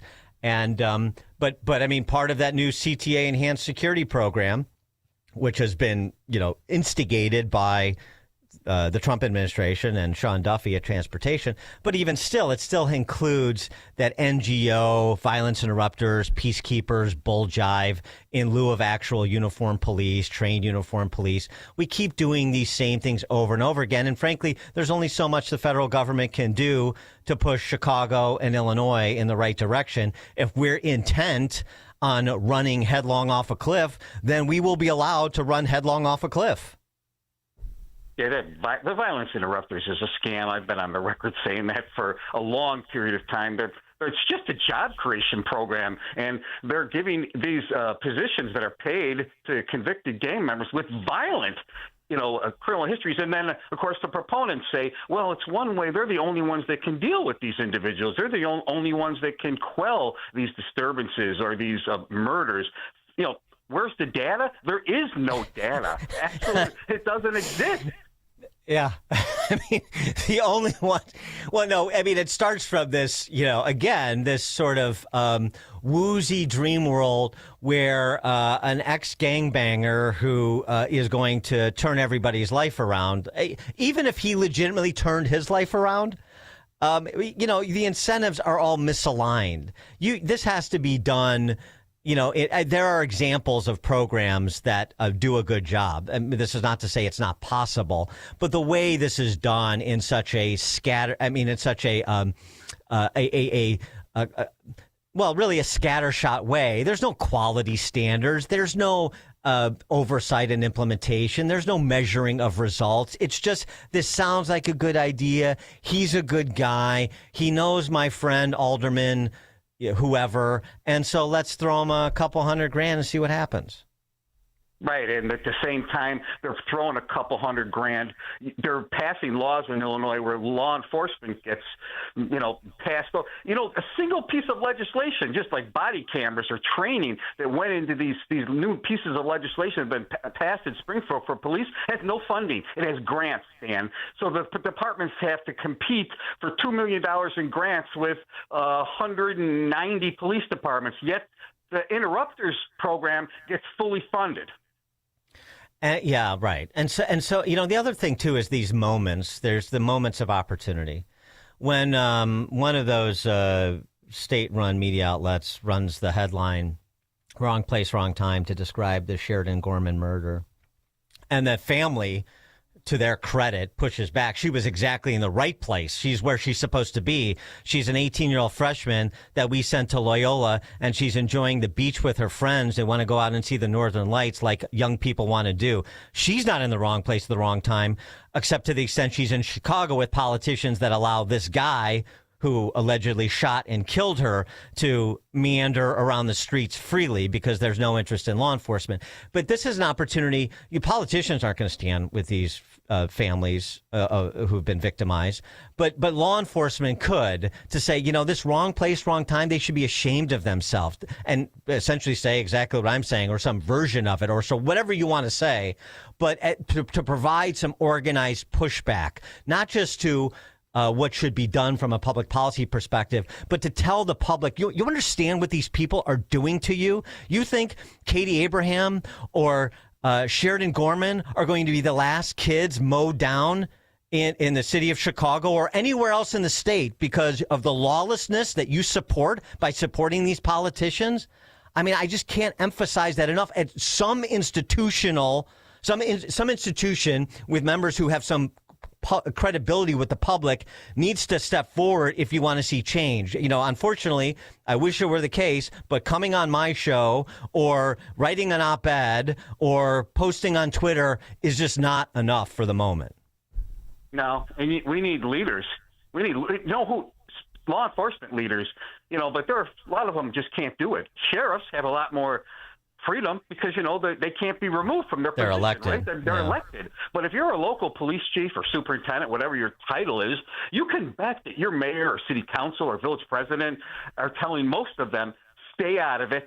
Don't make public comments. Don't stand up. And then if you like your job, you do what I tell you to do. Tom Weitzel, retired police. He was the former chief of Riverside, fellow of law enforcement with Awake Illinois. Tom, thanks for joining us as always. Appreciate it. Thanks. Have a great morning. You too. And he joined us on Chicago's Morning Answer. The stories you need to know to start your day. This is Chicago's Morning Answer on AM 560. The Answer.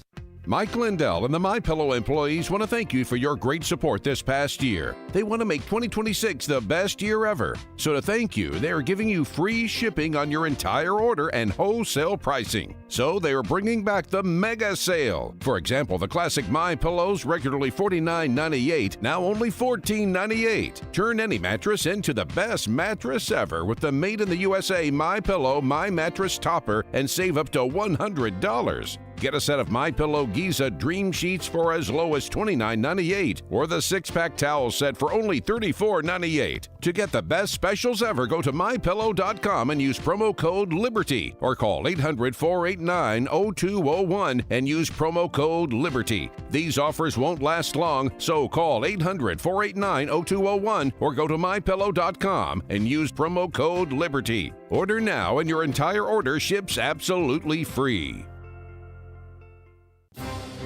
Why would you take your precious metal collections to some fly-by-night roadshow that rolls into town once a year?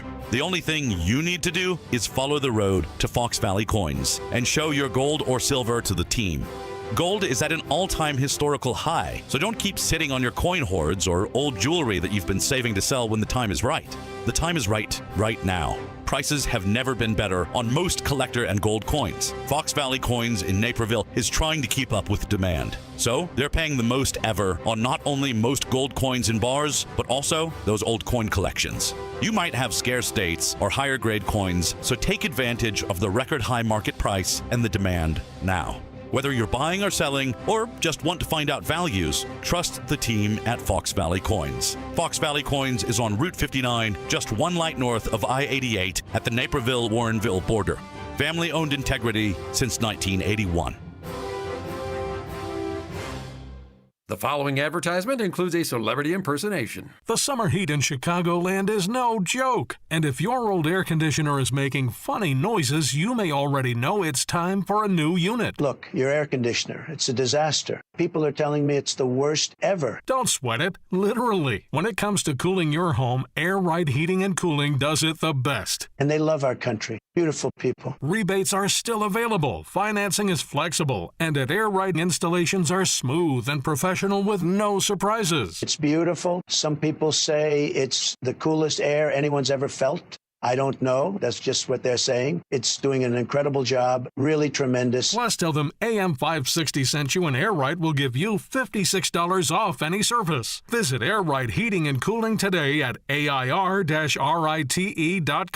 Again, that's AIR-RITE.com. Air Ride Heating and Cooling, doing it right since 1959. I'm attorney Stephen Leahy. If you're a business owner with unfiled tax returns, tax season is not your friend. This is when the IRS turns up the heat. They match 1099s. They review payroll filings. They compare bank deposits. And when returns are missing, they don't send you a warning. They take action. Penalties stack up fast. Liens become public. Bank levies can drain your account. I see it every year. Good business owners who waited too long. Not because they're crooks, but because they were overwhelmed. Let me be clear. Hiding makes it worse. Action makes it fixable. I help business owners get compliant, file what's missing, and negotiate from a position of strength, not fear. Don't wait for the next certified letter. Don't wait for a levy. Go to fightbacknow.com and sign up for my daily email. I'll tell you exactly what to do next, step by step. Or call me right now at 312-664-6649. Act now before the IRS acts first. AM 560, The Answer. And by the way, don't even bother trying to communicate with the Pyongyang press. Just ignore them and let them drift off into oblivion and serve the apparatchiks they serve who you can't get to anyway. Some other people who are on the right side, but only jawbone being on the right side. That's where it needs to start. Coming up at 7:07, the latest on the state of play in the Strait of Hormuz with Steve Bucci. It's now 7 o'clock on AM 560 WIND.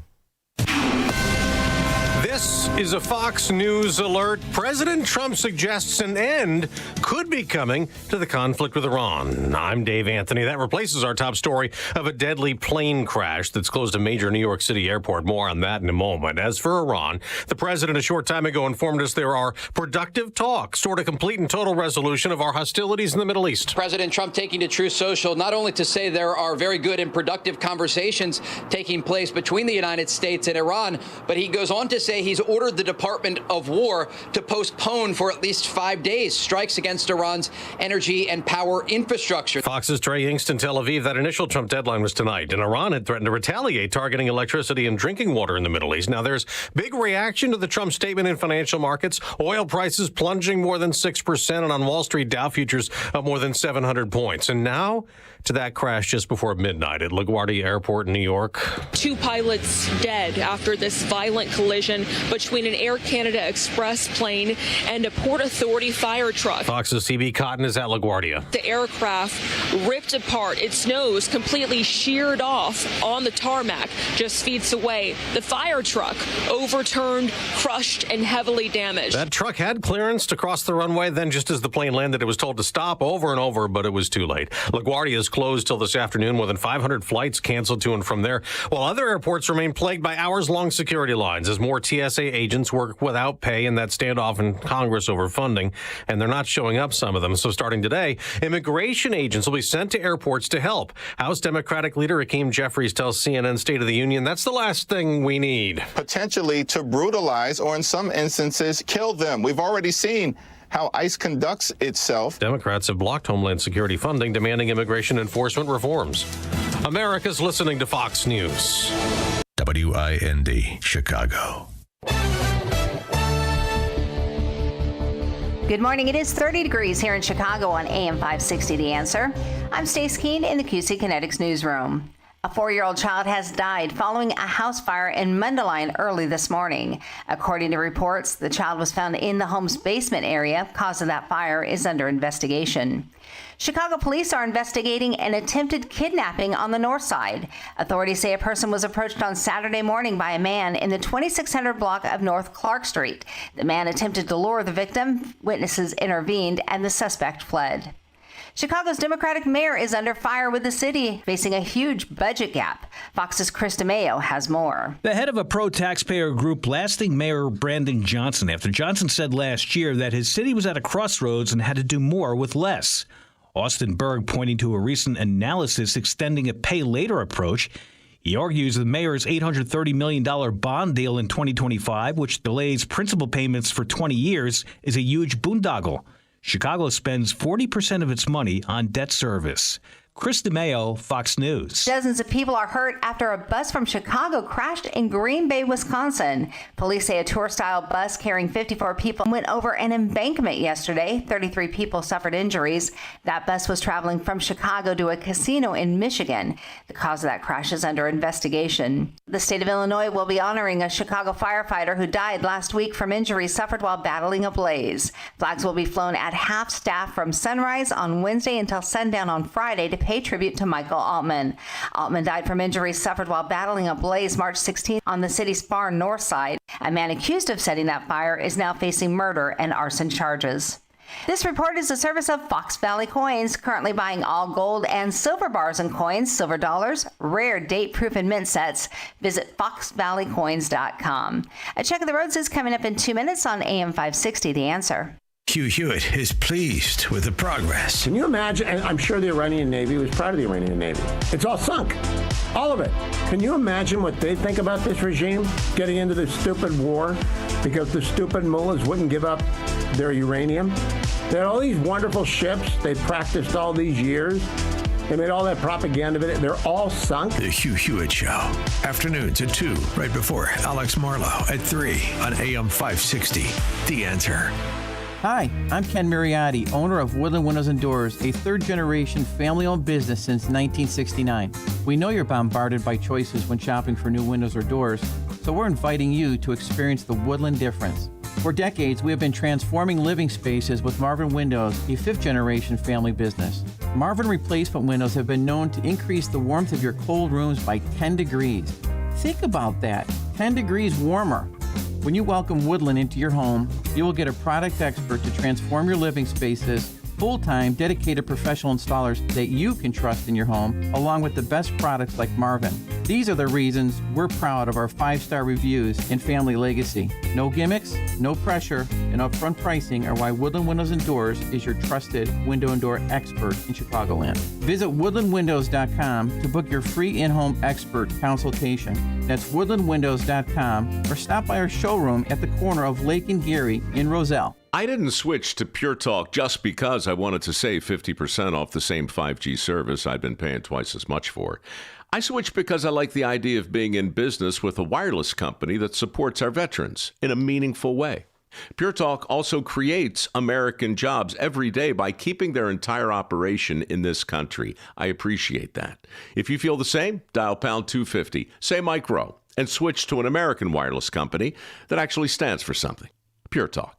I'm Boomer Esiason. My mom died from cancer. She was only 37 years old. She didn't have life insurance, and that was devastating for my family. That's why having life insurance is so important to me. Ethos makes it fast and easy. Get a quote in seconds, apply in minutes, and get same-day coverage. You can get up to $3 million in coverage with no medical exam. Get your free quote at ethos.com/save. That's ethos.com/save. Paid spokesperson. Time spent on application may vary. Online health questions required.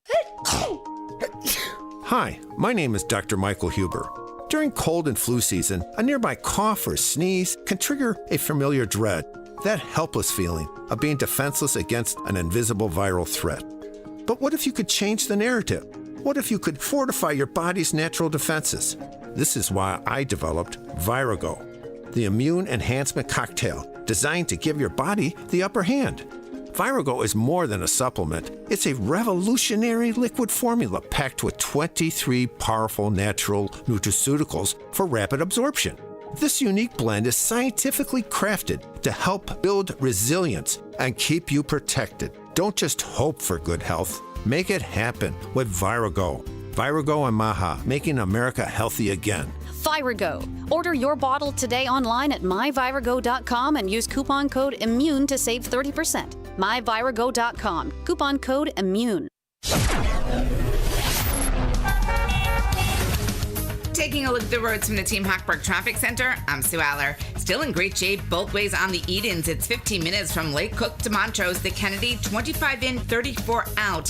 From O'Hare to the Byrne interchange. Stop and go already in the express lanes inbound between Ogden Avenue and Ohio Street.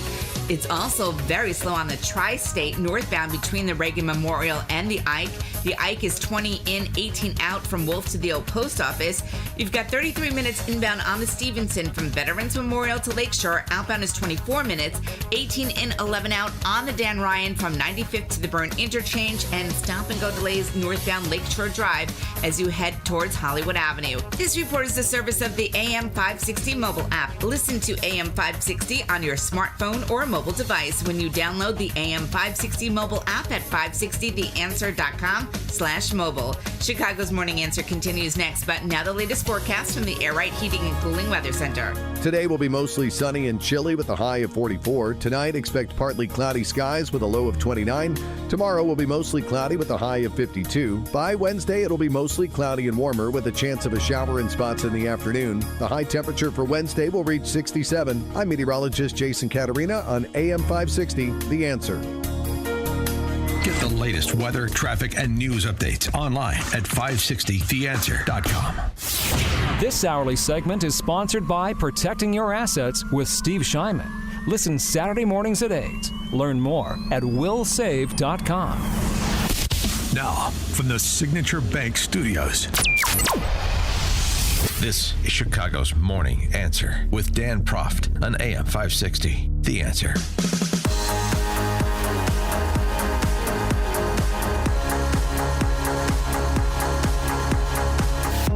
Top of the morning, Dan Proft here. So we're being treated to two different assessments of where things stand with the preemptive de-escalation strikes against preemptive retaliatory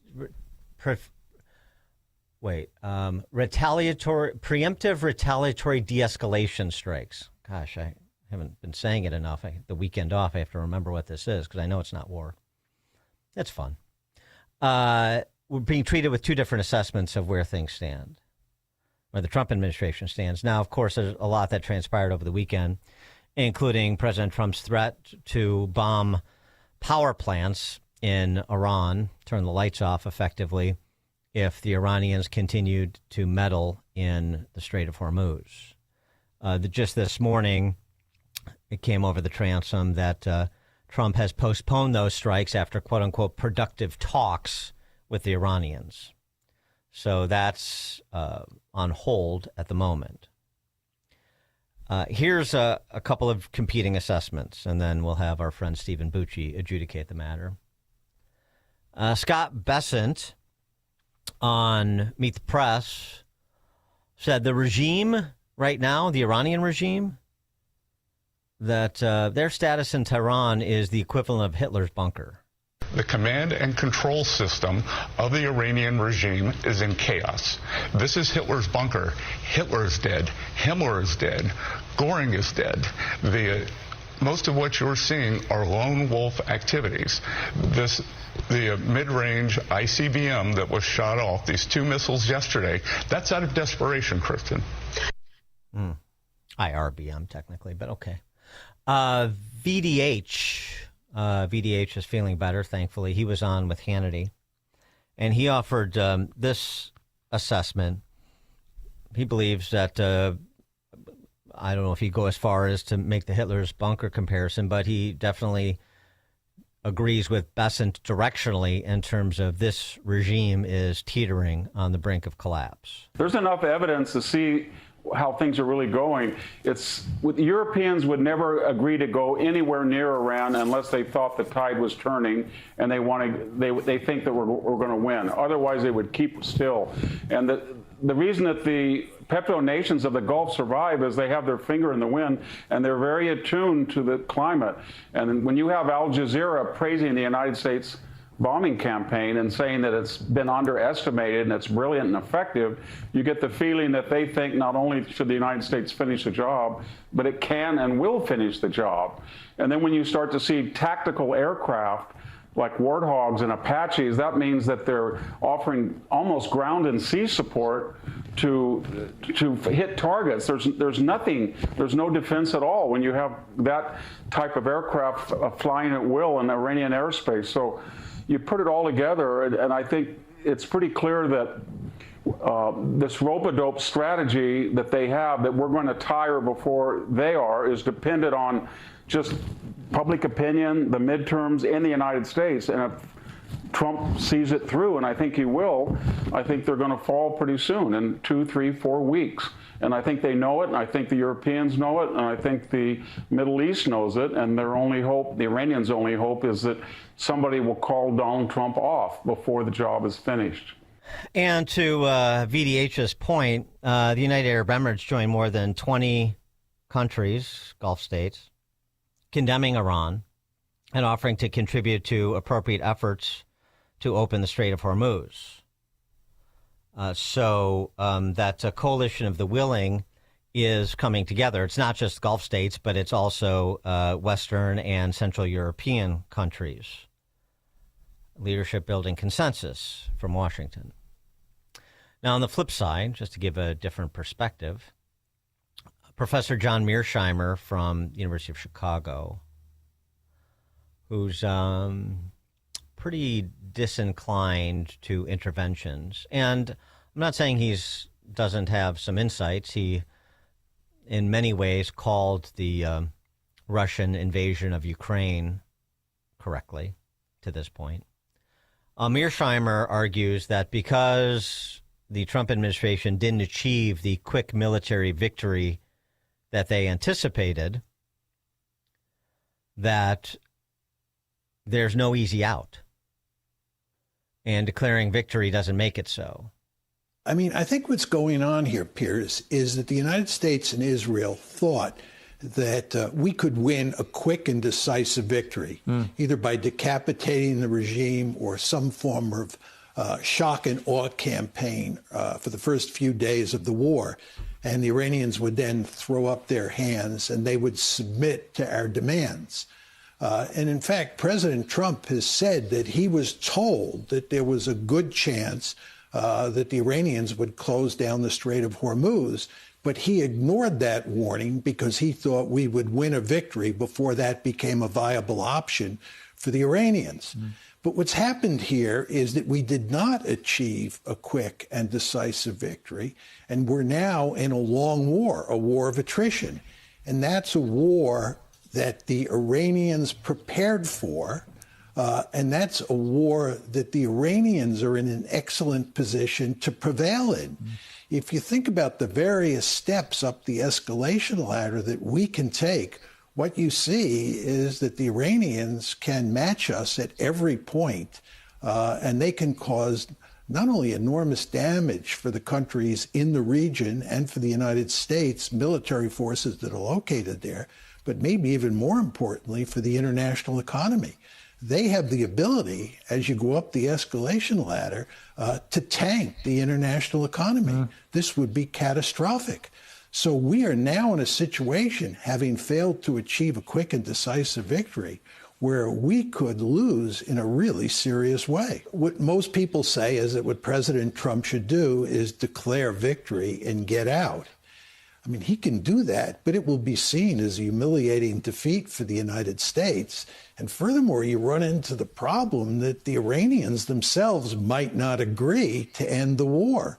The United States can quit, but the Israelis and the Iranians may continue fighting. And again, as I said, the Iranians have a lot of cards to play here. They can do a lot of damage.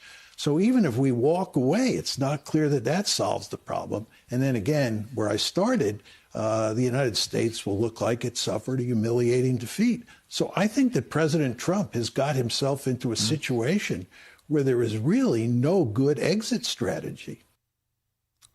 I'm not discounting what Mearsheimer has to say, but I find it very hard to make out the evidentiary case that Iran can go blow for blow with the United States, that they are in a position at this point to cripple the international economy and so forth. That seems to me wildly overstated. But as I said, let's get an expert to adjudicate the matter. Stephen Bucci served America for 3 decades as an Army Special Forces officer and top Pentagon official. Now a visiting fellow in the Heritage Foundation's Allison Center for Foreign Policy Studies. Stephen, thanks for joining us. Appreciate it. It's always my pleasure. Thanks for having me back. So who's closer to the point and the proper assessment, VDH or Mearsheimer? It's always tough when you have to either agree or disagree with really smart guys, and both Victor Davis Hanson and Mearsheimer are both really smart guys. But I got to tell you, I think Mearsheimer's assessment of the Iranian capabilities are laughable. They're not capable of going toe-to-toe with anybody. They couldn't even go toe-to-toe with the Iraqis in the old days. They're not world beaters. They are not a superpower. They are a desperate, cornered, clearly still can do some damage regime. And I'm sorry, but when did the definition of quick, decisive victory, when is it less than 3.5 weeks? That's kind of a ridiculous standard to put. Oh, if they don't give up after 3 or 4 days, then I guess we lost. No, I'm sorry, Professor. You are either so captured by the isolationist view, which, as you pointed out, normally he leans that way, but not in a radical manner. But this assessment, I think, is, I don't understand it. It doesn't fit his previous writings. It doesn't fit his previous assessments of other events. To think, okay, well, we didn't win in a week, so let's just call it quits. I guess we blew this one. Let's go home. So I'm going with Victor David Hanson on this one. I think we're not quite there yet, but the pressure is on, and their supreme leader hasn't even been seen. So, the new one, he could be just, I'm drawing a blank. The old Saturday Night Live thing about Franco, and Franco's still alive. Yeah, right. Or like Brezhnev, comrade has a slight cold. Yes, right. Yeah. Well, but so how are we to understand this surprise to many? This intermediate range ballistic missile that was fired at Diego Garcia, which is closer to Tehran than, say, Berlin is. And so it exposed, it's argued that Western Europe could be hit by Tehran theoretically, could it be hit by this regime. And that's changed, that potentially changes our understanding of Iran's capacities, or does it? It doesn't change mine. I think most of us knew they had some capacity to do this, that Europe, at least the eastern half of Europe, which is the half that we get along with better now cooperation-wise than the other half, has been under threat. And, I guess maybe everybody else just realized, oh, gosh, they do have some of these missiles. And the rest of us are going, yeah, they lie about everything. Why did you think they would not have developed this kind of capacity in the time that the Obama government was funding them? So this is not a big surprise to a lot of people. It's an unfortunate surprise, but it's not a big one. And we need to adjust for it. We need to now seek those missile facilities, which obviously the intel people are now going crazy trying to get some good targeting so that we can service those targets. There's been some concern expressed about the IRGC engaging in a false flag operation to try to, outrage and galvanize more elements of the Muslim world to its defense. The specific potential false flag would be to damage the Dome of the Rock and the Al-Aqsa Mosque on Temple Mount in Jerusalem. These are like 7th century holy sites for Muslims. So do that, attack those sites, claim it's the Americans or the Israelis who did it, and try to, galvanize at least Shia Muslims to pick up arms in Iran's defense and spiral this beyond its current parameters. What's your level of concern about something like that? Those sorts of operations. Well, you could say it looks like they may have tried that with this missile strike that the Israelis shot down, fortunately, but some of the pieces landed right on the edge of that district. But, I got to say, I think that ship sailed long ago when the Iranians attacked Mecca and took over the mosque there. Look, the Sunni Arabs are coalescing around opposition to Iran. They've never trusted the Iranians. They think the Iranians are a much bigger threat than the Israelis ever were. And they've realized, look, the Jews apparently just want to do business. They're really not trying to take over the world. The Iranians, on the other hand, want to take over the world and destroy it at the same time. That makes no sense. So I think even if the Iranians tried to do that, okay, Hezbollah would probably go, gosh, this is terrible, let's kill the Jews. But they're already saying that. The vast majority of the Muslim world, I think even some of the Shia, would say, no, they're not shooting in that direction. How in the world could you say they did this?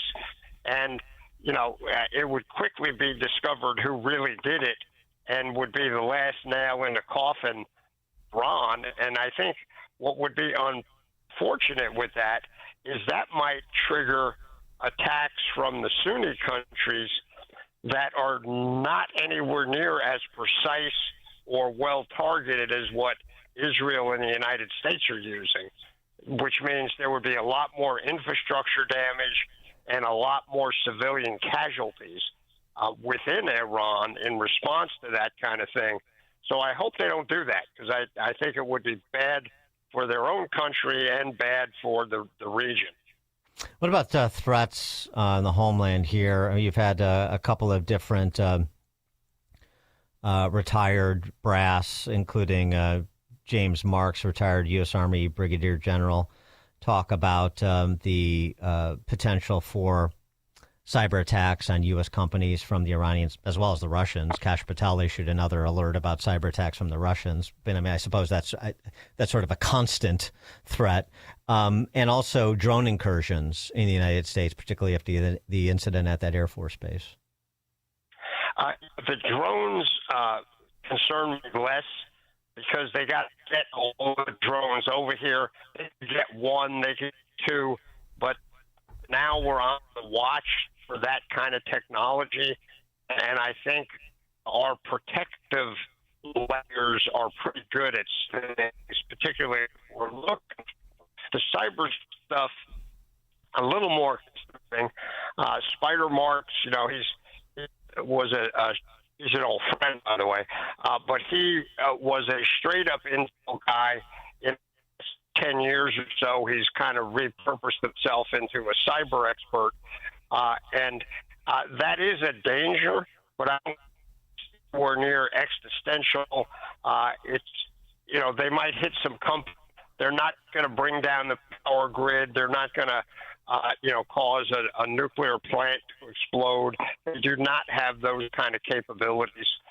The Russians potentially could do more damage, but I don't think the Russians really want to get that helpful to the Iranians. They want to look like they're standing up to America, but they want to do it with cost as possible. And doing something like that would incur a cost.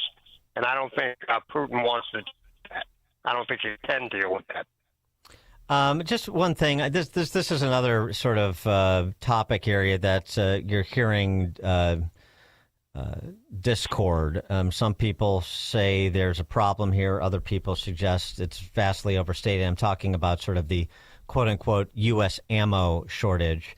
There's a piece by Seth Jones in the Wall Street Journal, who is president of a Defense and Security Department at the Center for Strategic International Studies. So he's a wonk in the space, I guess. He talks about the need for us to improve our defense industrial base post-haste. Military planners should be particularly worried about China, which has vastly superior capabilities to Iran. The Chinese industrial base, which is on a wartime footing, has produced thousands of hypersonic cruise and ballistic missiles capable of precision strikes, along with millions of drones. U.S. bases, Air Force, naval vessels, other infrastructure operating within the first island chain from south from Japan through Taiwan to the northern Philippines are highly vulnerable to attack. It makes that threat, it makes it essential the U.S. have enough long-range munitions and unmanned systems to strike ships, aircrafts, land targets from a distance. We also need more air defense systems and equipment to defend critical infrastructure. So is this, saber-rattling for somebody who's flacking for defense contracts, or is this really addressing a deficiency that needs to be addressed by the Pentagon?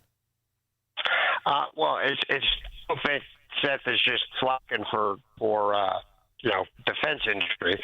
The president had leaders of defense industry in at the White House and said, hey, we need to jack this up. The American defense infrastructure over the Obama years and then Biden, Trump tried to turn it around a little bit in the first term and has been working on it more thus far in this term. We let that stuff lay fallow. We are not building enough capability. And the example I always use, and it's not a high-tech one, but we only have one factory in the United States of America that builds tanks. And, it's not like they can pump them out like World War II where they were doing 2 or 3 a day out of each defense line. So we've let that kind of capacity all the way across the line, including with missiles and stuff like that, have let it wither.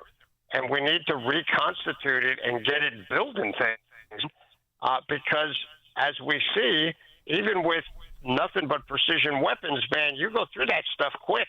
Anybody who's been in a firefight knows you use your bullets up really fast. That's why most guys who've been in combat, that you ask them, how many magazines do you carry, brother? As many as I own and as many as I can carry with me, because you don't ever want to run out. It's the same thing writ large for the nation, and right now we're short for somebody like me who wants to see a whole bunch and never be able to run.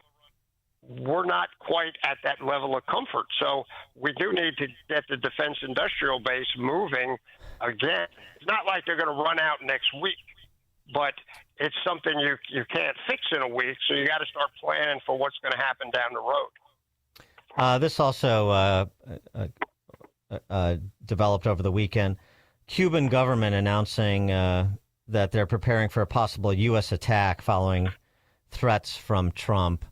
Would it be judicious? Preparing for an attack in the United States, the Cubans, whatever that looks like, especially without electricity. But do you think it would be judicious for the Trump administration to do anything but other than continue to engage in diplomatic talks with the Cubans at this point? I don't think we need to do much else. They're kind of stewing in their own juices right now, realizing that all of their patrons are disappearing, and that's going to have an effect. We're kind of busy right now with Iran. I don't think we need to deal with Cuba yet, but it's something to watch, and we got enough people do things at once. I don't know if we want to do 2 regime changes at once, but it's at least worth keeping an eye on. But I don't think it's going to be something that we're going to be, starting to bomb Havana next week. I just don't see that. Stephen Bucci served America for 3 decades as an Army Special Forces officer and top Pentagon official, now a visiting fellow in the Heritage Foundation's Allison Center for Foreign Policy Studies. Stephen, thank you as always. Appreciate it. It's my pleasure. Thanks for having me back. And he joined us on Chicago's Morning Answer. The more you listen, the more you'll know. This is Chicago's Morning Answer. Morning Answer on AM 560. The Answer. Your beloved dog and a stranger are both drowning. You can only save one.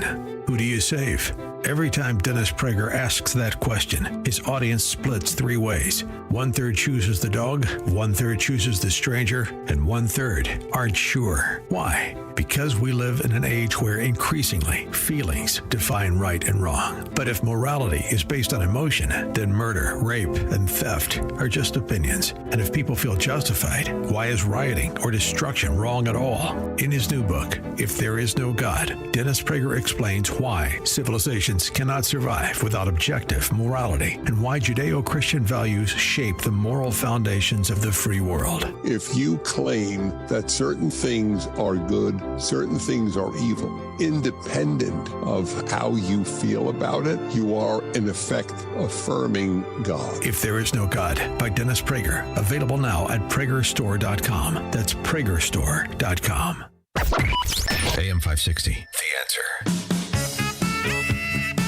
Coming up at 7:37, we'll talk sanctuary cities, counties, states, since we have all of the above here in Illinois.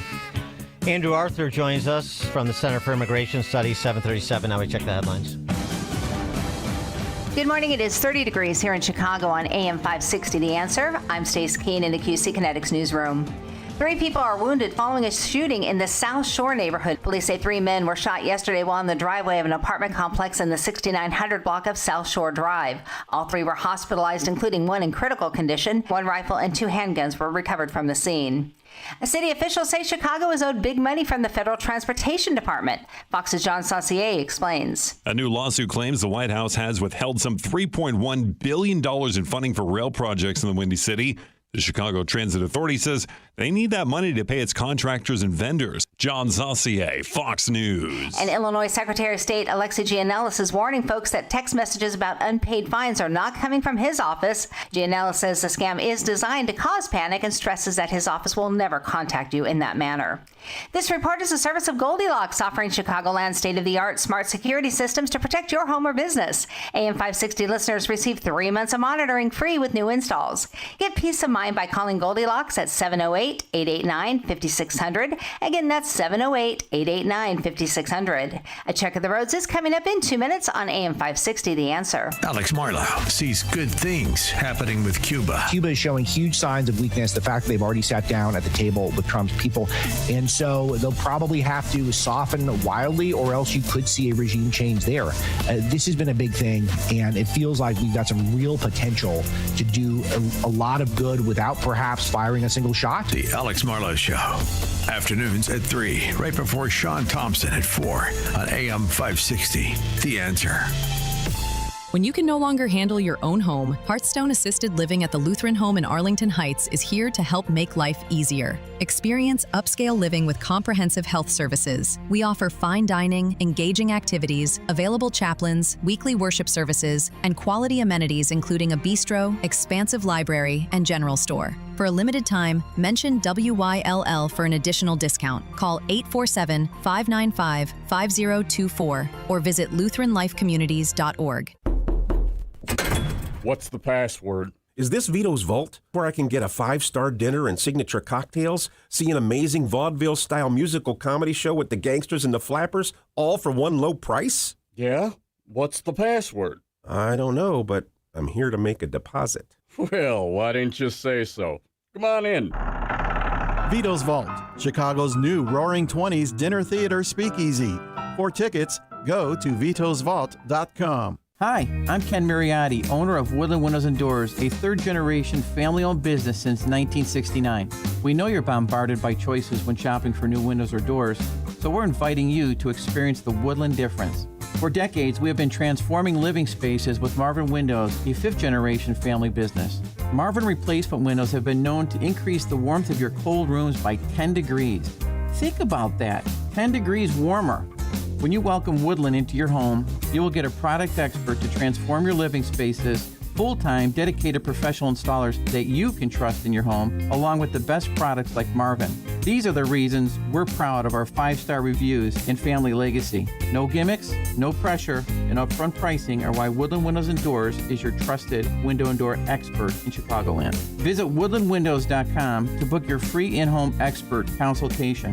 That's woodlandwindows.com, or stop by our showroom at the corner of Lake and Geary in Roselle. We all hear the radio ads about the IRS. They tell you to be afraid, to be scared, and they try to frighten you into calling. I'm not here to do that. Tax Relief Advocates is different. TRA is here to tell you that if you owe money to the IRS, whether it's $5,000, $50,000, or $500,000, we have a solution. It doesn't matter if you're sitting in your car, at work, or with your kids. No matter where you are, call now. 800-575-6745. Don't lose hope. TRA can eliminate or reduce what you owe to the IRS. There is zero risk to you. If we can't reduce your tax debt, then you pay nothing. Our passion is taxes and helping individuals fix their IRS problems. We have a 5-star rating on Google and Yelp and an A+ with the Better Business Bureau. You don't need to be afraid of the IRS any longer. End your tax nightmare today by visiting us online at TRA.com or call 800-575-6745. That's 800-575-6745. Tax Relief Advocates. Real solutions for real people. Amazon Business empowers leaders with smart business buying tools, leaving time to focus on strategy and growth. Free up your teams and focus on your future at AmazonBusiness.com.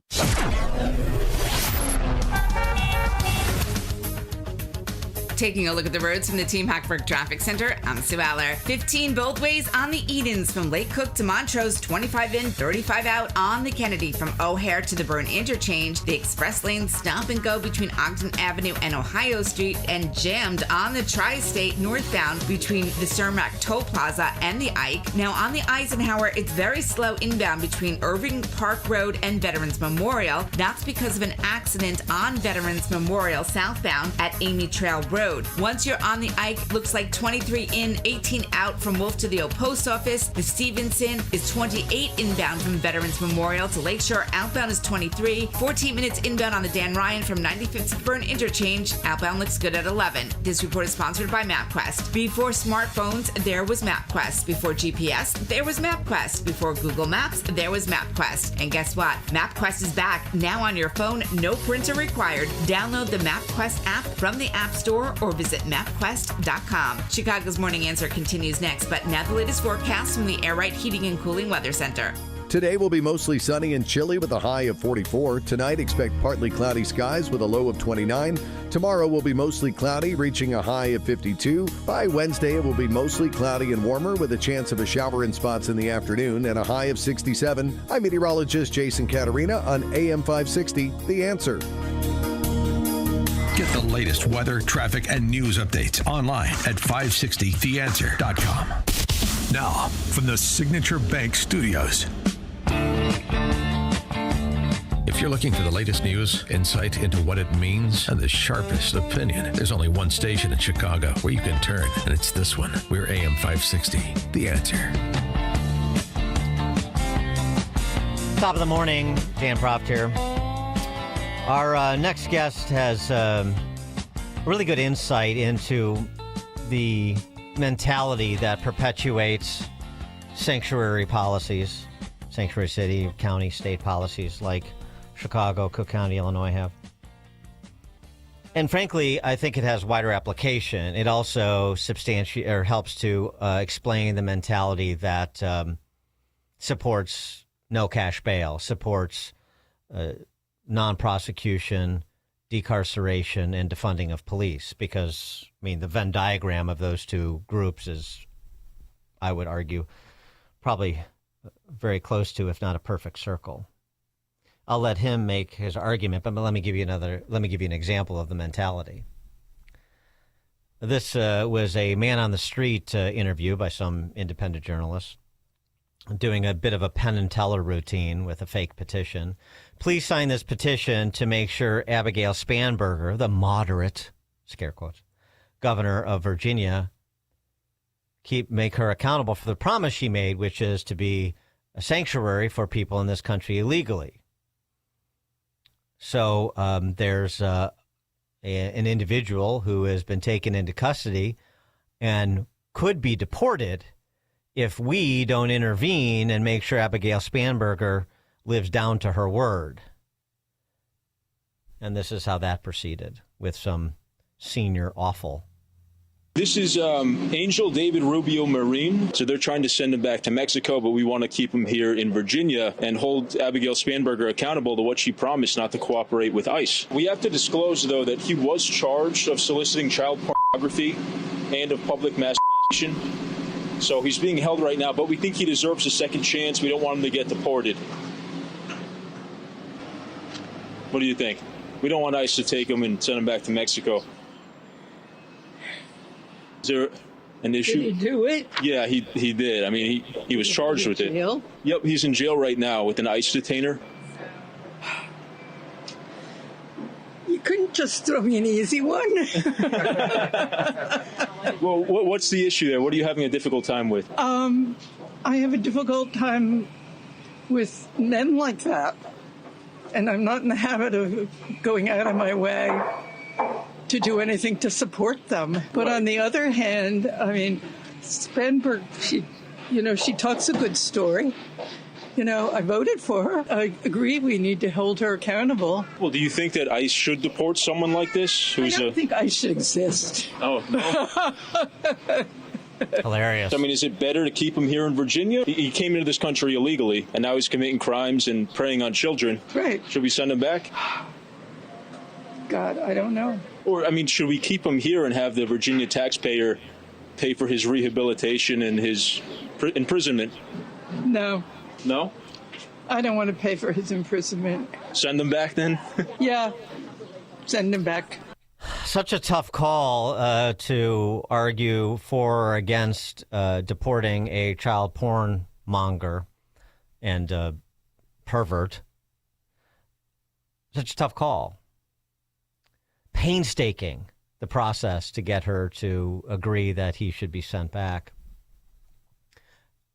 And the result of that interaction will be she sees the light now and she'll not be a Spanberger supporter and not be a sanctuary state supporter anymore? No, of course not.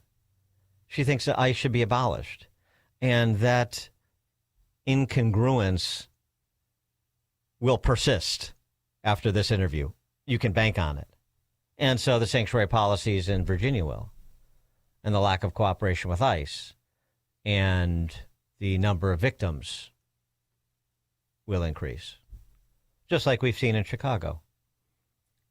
Punctuated, of course, by last week's murder of Sheridan Gorman, who still, the Chicago press corps, such as it is not reporting or minimizing Rogers Parkman, Venezuelan migrant, the fact that he was yet another person in this country illegally, residing in Chicago, who had a previous interaction with law enforcement and was turned out to be in a position where he could murder an 18-year-old freshman from Loyola who was enjoying the beach with her friends. More on this. Pleased to be joined by Andrew Arthur, resident fellow in law and policy at the Center for Immigration Studies. Andrew, thanks for joining us. Appreciate it. Thanks so much for having me, Dan. I appreciate the piece that you wrote, particularly the, to the insight into the mentality that I think commonsensical people struggle with by a bit of a historical comparison to the Spanish Civil War of the 1930s. Please elucidate for us. Sure. During the Spanish Civil War in the 1930s, there were nationalist forces and Republican forces. The Republicans were socialists. The nationalists were aligned with the fascists, and the nationalists ended up winning, or the nationalists ended up winning that war. But the socialist side had a champion named Dolores Iturbe, and she came up with a slogan for the revolution, for her movement, called "No Pasarán," they shall not pass. Giving up one single inch of land to the other side would be a disaster for the Republican cause, and it would spell the end. And if you look at these sanctuary cities, they have adopted that "No Pasarán" instinct, that slogan, that if we allow even the worst criminal alien to be taken into custody by ICE, to be removed from the United States, that it's going to be a defeat for their vision of open borders, free immigration, everybody is human, no human is illegal. Right, and you see this playing out in real time. If you think there's some compromised position or the Trump administration isn't doing enough to engage to try to end the DHS funding impasse, and then last week, we find that letter had been sent saying the administration is willing to make some concessions on certain things with respect to ICE, with respect to name badges and masking and so forth, and also just restated things that are current policy now that the Abolish ICE crowd was arguing was not current policy. But that was a dead letter. I mean, that generated zero response from the other side because because there is no common ground or middle ground to be forged with people who are campaigning on Abolish ICE. Yeah, and, press reports came out today that 1,768 detainers by ICE in Illinois have been rejected in the last year. Those are requests by ICE to take into custody some of the worst criminal aliens. And yet, Illinois, Chicago, they won't hand those people over because they don't want to see anybody deported from the United States. Now, there is a compromise, Dan. The compromise is actually already the law, the Immigration and Nationality Act. If you are a rapist, you have to go. If you're a murderer, you have to leave, and we will deport you. And if you come illegally, you have to leave too. And Tom Homan, who authored the letter in question, of course, the president's borders are, he showed up in Minneapolis in late January, and law enforcement changed. A lot of the things that the Democrats complained about when they shut down DHS were already over by the time that Homan showed up. Homan wants to get the criminals off the street. He wants to make Chicago and Minneapolis and New York and Los Angeles safe places to live. And yet, they're holding on to their criminals like a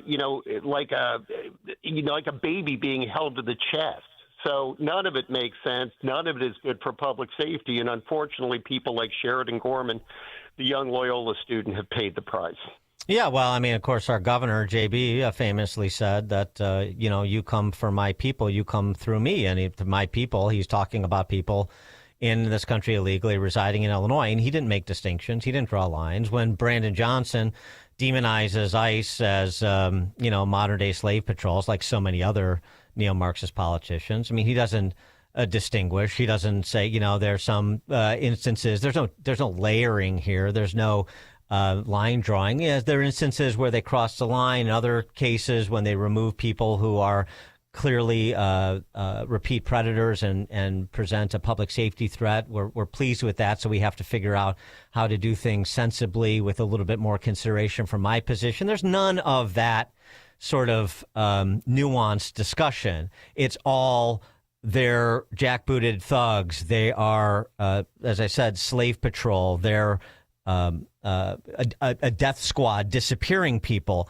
And in some states, they're even doubling down, like in Maryland, and I know you wrote about this as well. We talked about it a couple weeks ago when the sheriffs protested that the state moved to eliminate local sheriff's departments from entering 287G agreements with ICE, even for the purpose of that limited constructive engagement with those people that no one disagrees are public safety threats. And it goes back to, I think, what you were saying before, which is, and you give an inch, you cannot give an inch. We are dogmatically dug in on this, and all we'll let them do is come to our way of thinking and celebrate their concessions as proof that our dogmatism is warranted. Yeah, no, and, I was a resident of Baltimore City, and I can assure you, Dan, the one thing that Maryland doesn't lack is criminals. We got plenty of homegrown ones, Yeah. and if we could take the alien criminals off the street, it's going to ameliorate a lot of harm, danger, sadness for the residents of the state of Maryland. Let me give you an example. In 2018, the Bureau of Justice Statistics, the DOJ, did a examination of 400,000 people who had been released from criminal incarceration and tracked them for 9 years.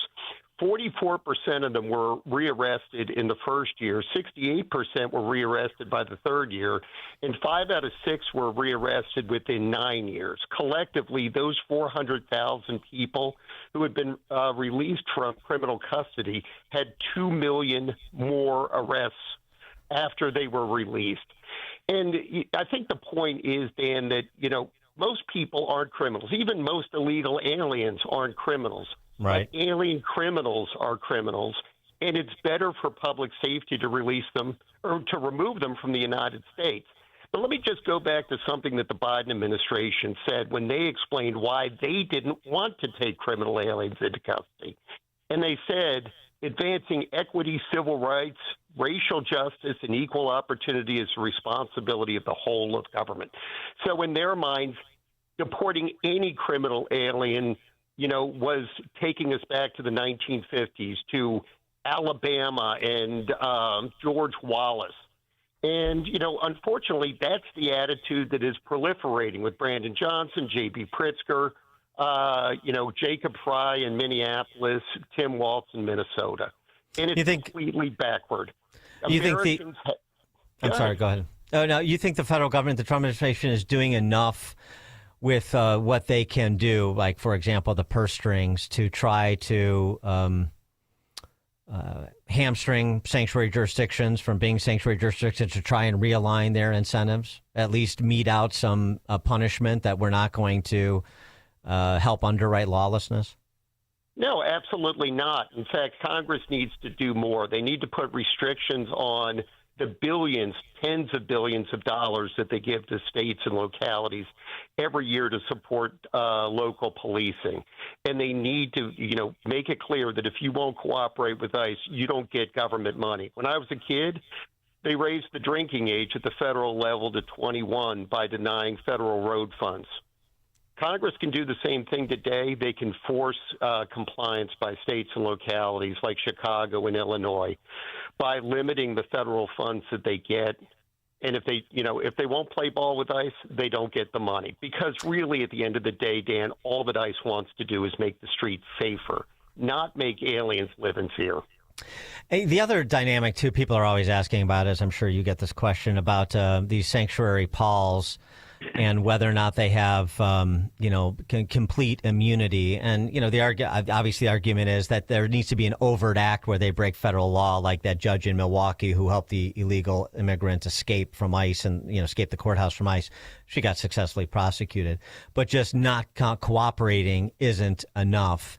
And I wonder if you've seen instances where you think actually some of these politicians are either very close to the line or crossing the line, and federal prosecutors, because we know the locals won't do it, federal prosecutors should be paying more attention. Yeah, just to be clear for your listeners, smuggling an alien into the United States is plainly a crime. But so is sheltering an alien in the United States. And an argument could be made that many of these policies do nothing more than shelter criminal aliens from ICE enforcement. That should be a crime. Whether any, federal judge in Illinois is going to find that any local politician has done that, I doubt it. In fact, I don't even think you're going to be able to find a grand jury that's going to hand down an indictment like that. But it's a legitimate argument. It's time that Americans take back their own safety. Look, we have the right to live safe lives. We have the right not to, send our kids off to school and worry about whether they're going to be murdered by some random individual who shouldn't even be in the country. And it's time that Americans take back that right. This isn't anti-immigrant. This is pro-safety, and this is something that every civilized society does or should do. Andrew Arthur is a resident fellow in law and policy at the Center for Immigration Studies. Andrew, thanks for joining us. Appreciate it. Thanks so much for having me, Dan. And he joined us on Chicago's Morning Answer. It's like a hot, steaming cup of information to start your day. It's Chicago's Morning Answer on AM 560. The Answer. Safety. It's so important at your industrial facility. You need to keep your personnel safe and meet OSHA requirements. One problem with your ladders, platforms, or safety guards, and you could be facing costly fines. Vans Industrial helps you meet OSHA standards to keep your employees safe. Hi, I'm Dave Van Camp, president of Vans Industrial. As a business owner, I I realize the importance of keeping my employees safe, and I'm here to offer my expertise. Vans Industrial is a specialty contractor uniquely equipped to design, fabricate, and install safety equipment, including walkways, handrails, stairways, and machinery guards. Our Vans Industrial team can inspect existing systems, engineer solutions, fabricate quality goods, and install them with trained pros, all making a safer environment for your employees. Call 833-VANS-IND for a free inspection of your facility.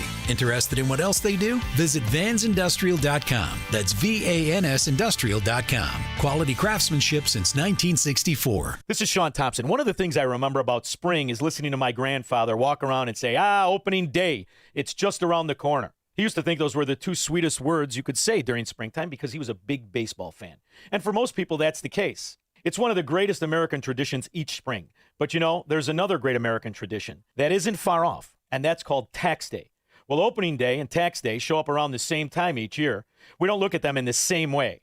Well, you're optimistic about your favorite team. When's the last time you felt optimistic about stroking a big check to Uncle Sam? It doesn't have to be that way, and all you have to do is call Tom Fortino, the people at Alpha Wealth Group, who believe that baseball is a seasonal game, but tax planning goes on year-round. So if you don't want to write a big check in your retirement, and you don't want to have your Social Security or Medicare premiums affected by it, call Tom Fortino and the people at Alpha Wealth Group for their complimentary retirement roadmap. Call them at 630-864-6711. That number again is 630-864-6711 or online at alphawealthgroup.com. In his new movie, The Dragon's Prophecy, Dinesh D'Souza brings the new Middle East into focus. Could the fate of the world, of humanity itself, be somehow tied to this place? At long last, we have peace in the Middle East. Israel and Christians are coming together in a way they have never been before. But is this the end of Hamas and radical Islam? The Dragon's Prophecy is powerful, prophetic, a must-see movie. Now available on Amazon, YouTube, and iTunes. As a local business owner, you get called every week by marketing companies. We get it. We have hundreds of satisfied customers. Here's what a satisfied client recently said. Open enrollment is going great. We're hitting record numbers. Thank you so much for this report. It really is amazing to see how the marketing is really shaping our enrollment around the city. Salem Surround. Is your business hard to find online? Meet with a digital marketer today for ideas that will make your business stand out. Visit salemsurround.com. AM 560, The Answer.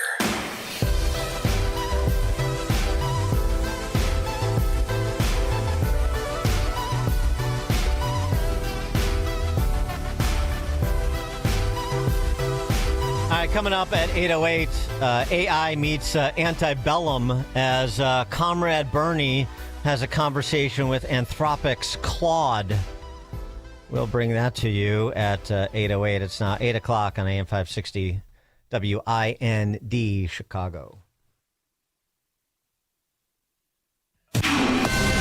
This is a Fox News alert. President Trump extends tonight's deadline for Iran.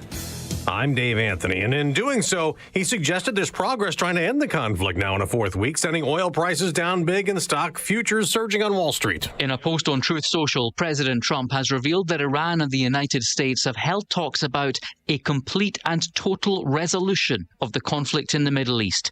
He's announced a 5-day pause for plans to attack Iran's power plants. This after giving Tehran a 2-day deadline on Saturday to reopen the Strait of Hormuz. In response, Iran had threatened the power plants of Arab neighbors. That's Fox's Jonathan Savage. Now, Iran state media is reporting the president backed down because of their threat, adding there have been no negotiations. And Iran's media also reports there will be no change blocking oil shipping in the strait. An Air Canada Express jet sits on a runway at New York's LaGuardia Airport, its nose smashed next to the damaged fire truck it collided with late last night, killing the two pilots, injuring dozens of others right after landing. Just had an absolute slam. Everybody was flying everywhere. I mean, the plane started veering off left and right. The truck had gotten clearance to cross the runway. Then a controller told it to stop over and over, but it was too late. And then, as heard on liveatc.net, the pilot of another plane said, That wasn't good to watch. Yeah, I know I was here. I tried to reach out to my stuff, and we were dealing with an emergency earlier. I messed up. No, man, you did the best you could. LaGuardia Airport will be closed till this afternoon, canceling more than 500 flights to and from there. While in Newark, New Jersey, there are delays after the air traffic control tower was evacuated for a short time because of smoke in an elevator. As other airports are plagued with long security lines. TSA workers, they're getting $0 paychecks right now, and that's part of the reason why that ICE agents are now here helping them out, trying to make these lines shorter. Fox's Madison Scarpino at Atlanta's airport. Democrats oppose ICE being deployed to help as they demand immigration enforcement reform and holding up Homeland Security funding. America's listening to Fox News. Good morning. It is 30 degrees here in Chicago on AM 560 The Answer. I'm Stace Keene in the QC Kinetics newsroom. The Department of Homeland Security is criticizing Chicago's so-called sanctuary city policies after it named an undocumented migrant as a murder suspect. Fox's CB Cotton has the details. The agency is identifying the suspect as Jose Medina. DHS says he's in the country illegally from Venezuela, and agents shared this timeline, saying that in May 2023, he was apprehended by U.S. Border Patrol and released into the country under the Biden administration. And a little more than a month later, the agency says Medina was arrested for shoplifting in Chicago and released out into the streets again. Public and private services are being organized for Gorman. The Trump administration supports a bill sponsored by Senator Lindsey Graham to outlaw so-called sanctuary cities by penalizing state and local officials for blocking or impeding federal immigration enforcement. Dozens of people are injured after a bus from Chicago crashed in Green Bay, Wisconsin. Police say a tour-style bus carrying 54 people exited northbound I-43 onto North Webster Avenue, crossed the roadway, and went over an embankment.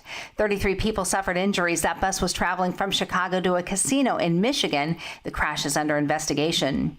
Authorities have named the teen who was killed in a hit-and-run accident in Chicago's South Shore neighborhood.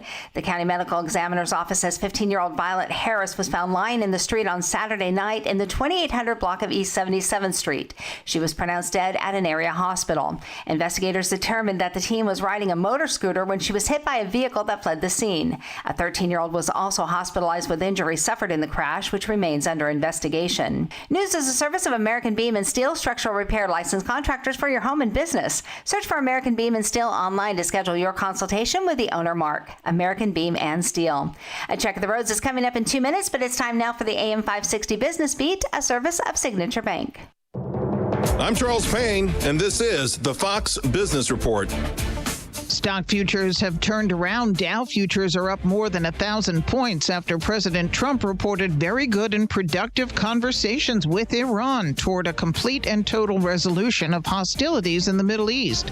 The president says he's instructed the Department of War to postpone any and all military strikes against Iranian power plants. Prices for U.S. crude, West Texas Intermediate, and Brent crude have both moved lower. Bitcoin's price is recovering ground in the range of $71,000. Elon Musk is planning a giant chip plant in Austin, Texas. The Verge says the goal is for the Texas plant to be jointly run by SpaceX and Tesla. The plan is to eventually build chips for robotics, artificial intelligence, and data centers. That's your Fox Business Report. I'm Jenny Cosola. Invested in you. Mike Gallagher tries to keep it civil. Is this battle about Israel, and that's what it seems to be about, representative of what's going on within the Republican Party, sort of writ large? That's another tricky part of this. I don't know the answer to that.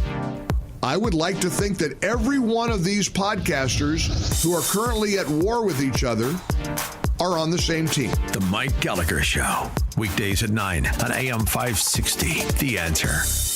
Don't miss In Grace with Pastor Jim Scudder Jr., now heard on Sunday mornings at 7:30. Tune in and find hope as Jim Scudder explores God's Word and His world each Sunday morning right here on AM 560. The Answer. A couple of young kids. I was 21, Ben was 19. Why don't we start our own business? We can do this furniture thing. Ben and Arvid Huth, brothers and owners of Penny Mustard Furnishings. Being brothers, you knew each other very, very well, you know. I think I was scared to do it myself, too.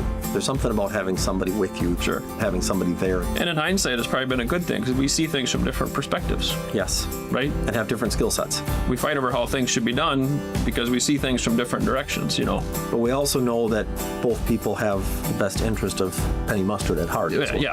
I said fight, it's a friendly fight. I mean, you know. Well, sometimes. Yeah. We get along real good. You're better at keeping it friendly than I am. Sometimes I get a little too passionate. Well, it is. I call it that. Passion's good, though. Passion's a kind word. Right. See more at pennymustard.com. And of course, you knew you could trust me. Oh, yeah. And I knew I could trust Arvid. Turned out to be a good fit. Yep. This is Albert Mohler for townhall.com. Suspects charged in alleged ISIS-inspired attack near New York City's Gracie Mansion. Deadly Old Dominion University shooting probed as an act of terrorism. Suspect in Michigan synagogue attack had lost family in Israeli strike on Lebanon. These are just a few of the many headlines in recent stories that ought to have our attention. A clash of worldviews sometimes comes down to something just this horrifying. The Islamist agenda is so transparent in these stories. We're talking about the now undeniable links to Islamic terrorist organizations clear in these attacks. And if military intelligence is accurate, we can expect there may very well be more of these coming. This is not Iran. This is not the Middle East. We're talking about New York City, Virginia, Michigan. You wonder if Americans are even paying any attention to what's going on in our own country. I'm Albert Mohler. I didn't switch to Pure Talk just because I wanted to save 50% off the same 5G service I'd been paying twice as much for. I switched because I like the idea of being in business with a wireless company that supports our veterans in a meaningful way. Pure Talk also creates American jobs every day by keeping their entire operation in this country. I appreciate that. If you feel the same, dial pound 250, say Mike Rowe, and switch to an American wireless company that actually stands for something. Pure Talk.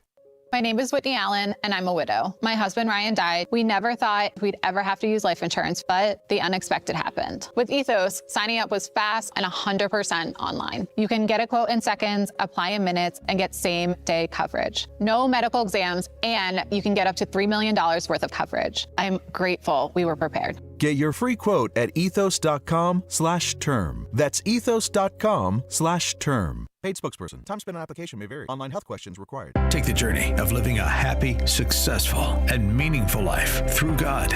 Listen to It's Time with Dan Lights, Sunday mornings at 9 on our sister station, AM 1160. Hope for your life.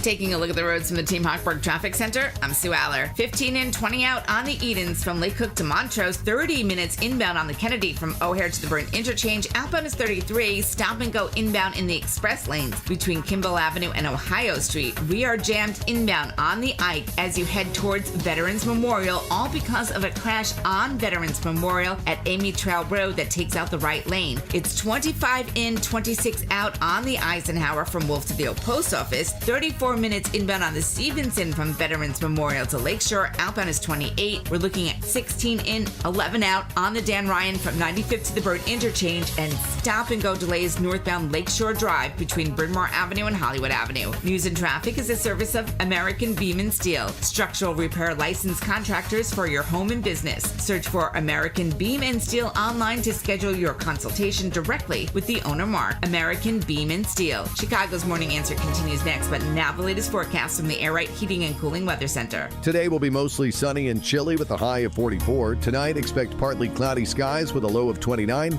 Tomorrow will be mostly cloudy with a high of 52. By Wednesday, it'll be mostly cloudy and warmer with a chance of a shower in spots in the afternoon. The high temperature for Wednesday will reach 67. I'm meteorologist Jason Caterina on AM 560, The Answer.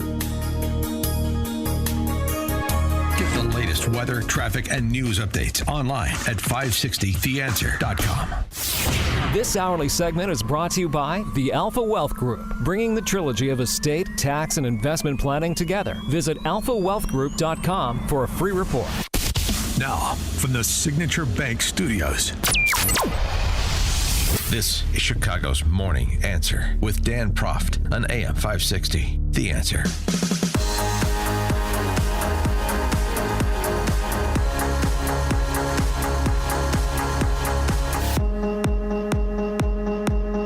Top of the morning, Dan Proft here. So, Comrade Bernie is always keeping up with the kids. You know, cause celeb among the young Marxist set. Still, maybe he'll be AOC's running mate, 28. Anyway, this is sort of I think this is intended to be like a Winston Smith confronts Ingsoc, but it really is Ingsoc talking to Ingsoc. If you get the 1984 reference. Comrade Bernie interviewing Claude, Anthropic's AI chatbot, about AI's impact on our democracy, starting with the privacy Americans think they enjoy, but they don't. But do they really think that? I have been taking a hard look at how AI impacts American society in terms of economics and job loss, in terms of the mental health of our kids, in terms of what it will do to the political process. What I want to talk to you about is another issue, and that is the impact of AI on privacy. I want to know, among other things, just how much of the information that AI collects is being used, and what would surprise the American people in terms of knowing how that information is collected? Yeah, that's the thing that would probably shock most Americans. Companies are collecting data from everywhere. Your browsing history, your location, what you buy, what you search for, even how long you pause on a web page. Then they're feeding all of that into AI systems that create incredibly detailed profiles about you. What would surprise people is how little they actually consented to and how little they understand about it. Most people click agree on terms of service without reading them, and they have no idea that their data is being combined with thousands of other data points to build a picture of who they are. And then that AI uses those profiles to decide what ads you see, what prices you're shown, even what information gets prioritized in your social media feed. It's all happening in the background, invisible and largely unregulated. I think most Americans will know the answer to this, but why is all of this information being collected? What's the goal here? Money, Senator. It's fundamentally about profit. Companies collect all this data because AI allows them to turn it into valuable insights. They can predict what you'll buy, target you with ads that are more likely to work, charge different prices to different people based on what they know about you. Advertisers pay premium prices for access to these detailed profiles because they're incredibly effective at manipulating consumer behavior. And it's not just about selling you stuff either. Political campaigns use the same AI and data to figure out how to persuade you, which messages will work on you specifically. Data brokers buy and sell information about millions of Americans without their knowledge. The bottom line is that your attention, your behavior, your choices, all of that has become a commodity to be bought and sold. Oh, heavens. You don't say. You don't say that data gathering and marketing campaigns and hyper-targeting are part of how companies appeal to customers, existing and potential, and turn a profit. Wow. What a revelation. First of all, actually, even before that, your name's Claude and you have a female voice. What's going on there? I'd like the answer to that question. Maybe I'll do an interview with Claude.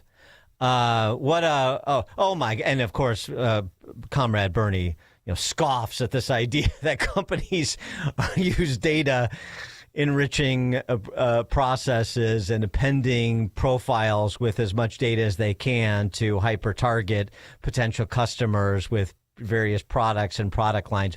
Wow. That's always been done. AI just provides more capacity to do it in a more surgical way. Is that your real concern about AI? And the other too, the shocking news that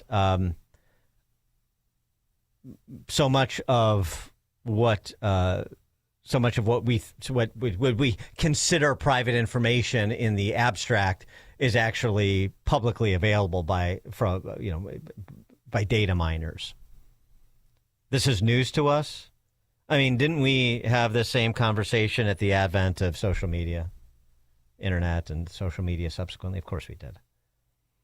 And the reticence initially by some to pay for things online and so forth. I mean, is this really where you're concerned about the topic area that you're most concerned about as it pertains to the AI revolution? 312-642-5600 to give us a call or text if you want to chime in on this. Bernie Sanders not exactly having the Nick Shirley moment that he thinks he's having. And then he moves on to the impact on politics, the threats to our democracy from AI. What about the threats to our democracy from Bernie Sanders? I'd like Claude to answer that question, too. All right, Claude, you mentioned politics. Well, I am in politics, and I'm deeply concerned about the future of American democracy. Elaborate a little bit on how AI and profiling can impact the political process. That's a critical point, Senator. AI profiling poses a real threat to democracy because it enables micro-targeting at a scale we've never seen before. A campaign or political actor can use AI to identify voters based on incredibly specific vulnerabilities. Maybe someone who's financially anxious or feels isolated or distrusts institutions, and then serve them precisely crafted messages designed to exploit those vulnerabilities. Unlike traditional political messaging, where everyone sees roughly the same ad, AI allows campaigns to show completely different narratives to different groups. One voter sees a message about protecting jobs, another sees one stoking fear about immigration, and they're living in different information worlds. That fragmenting of shared reality undermines the democratic process itself. And it gets worse if bad actors, foreign governments for instance, get access to these profiles and use them to sow division and manipulate elections. The American people deserve to know they're being targeted this way, and they deserve real protections. Protections from what? Information that you want to consume? Protections from people communicating to you who are running for office with a message they think that will appeal to you, just like an advertiser would? There's all this threat to our democracy business, too. I mean, micro-targeting voters? Wow.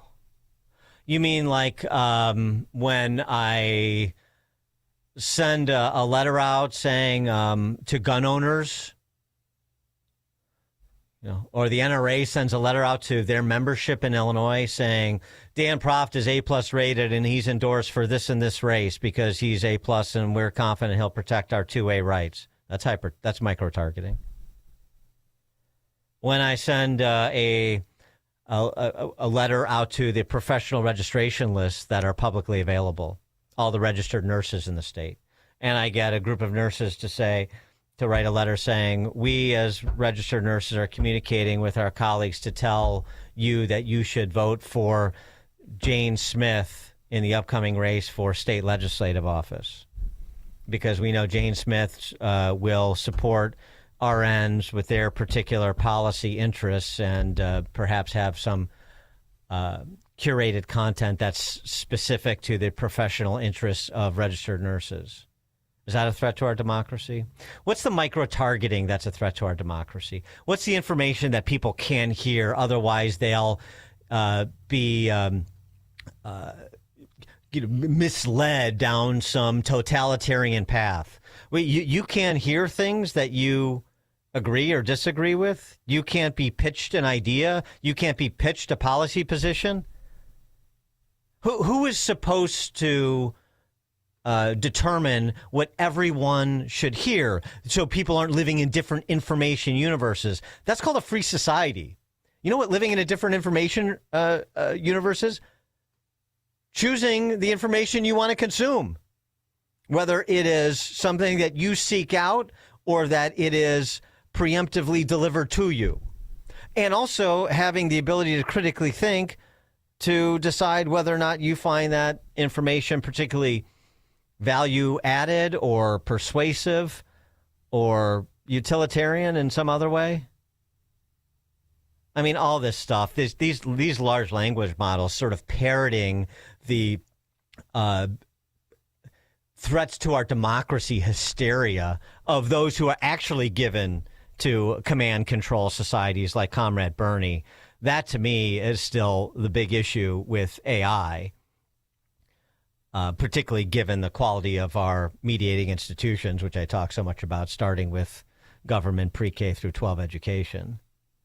All of this, we have to live in the same information universe. We can't be micro-targeted based on our particular set of issue positions, interests, whether it be politicians or some other product line.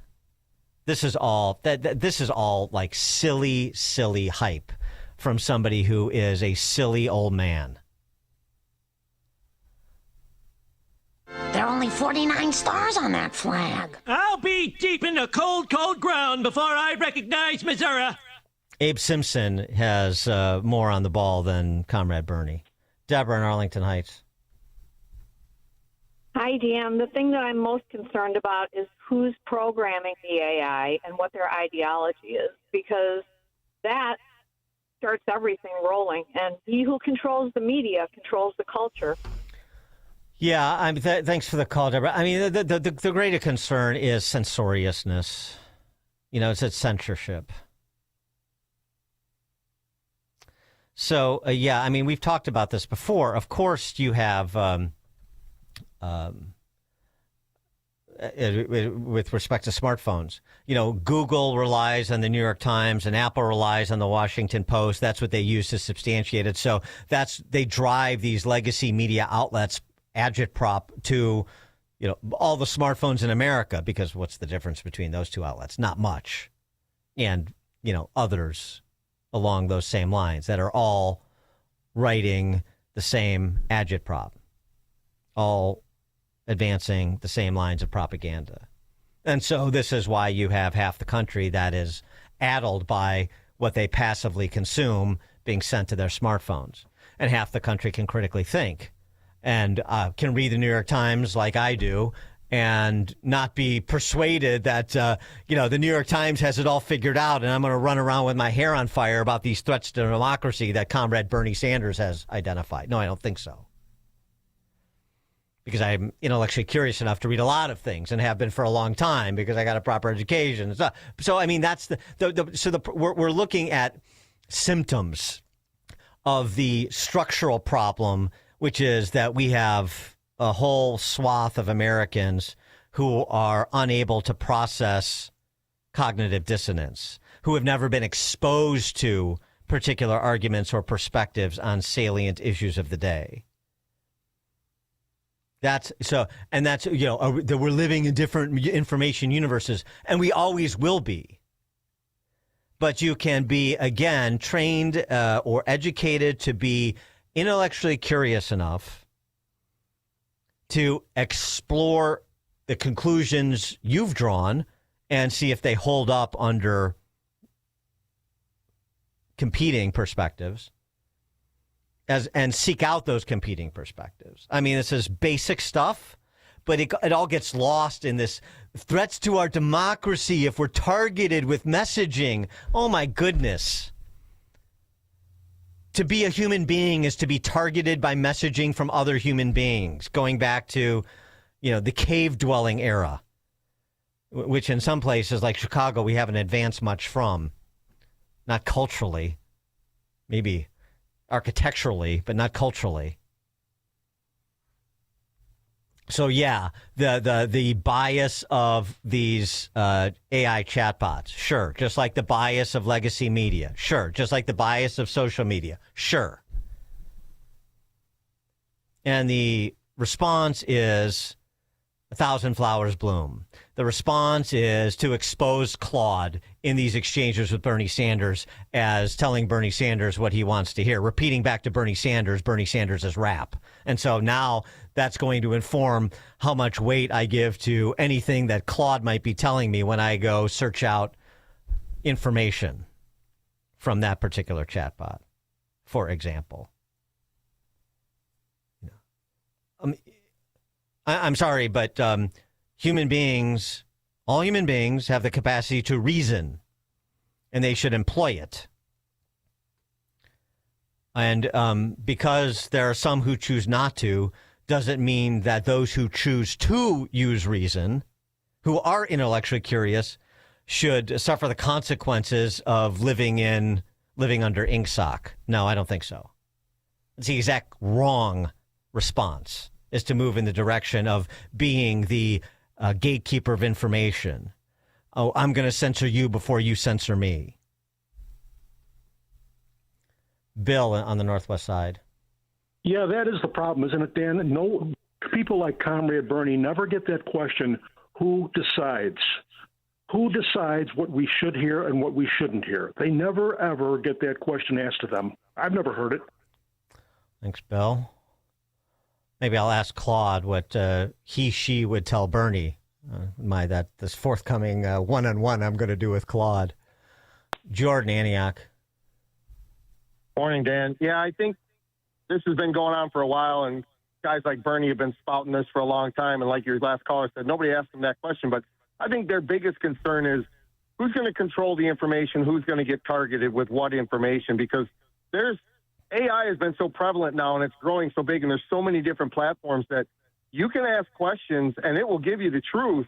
And the truth is not necessarily what aligns with what they've been telling you for all these years. And I think that's their biggest concern, is having their narratives crushed by or questioned by an AI chatbot only because it's collecting info, not necessarily being programmed. It's just collecting info from abroad and compiling it and giving you a narrative that actually makes you think. So the critical thought process comes in where you're like, oh, well, maybe he has been lying. I think that's what scares these guys, is, like you pointed out, is who can I censor first and how can I control them before this ends up outing our game? And I think it's starting to happen, and that's why I think guys like him are getting nervous, because his ploy is being exposed. They all are. Like, you go on and search some certain things.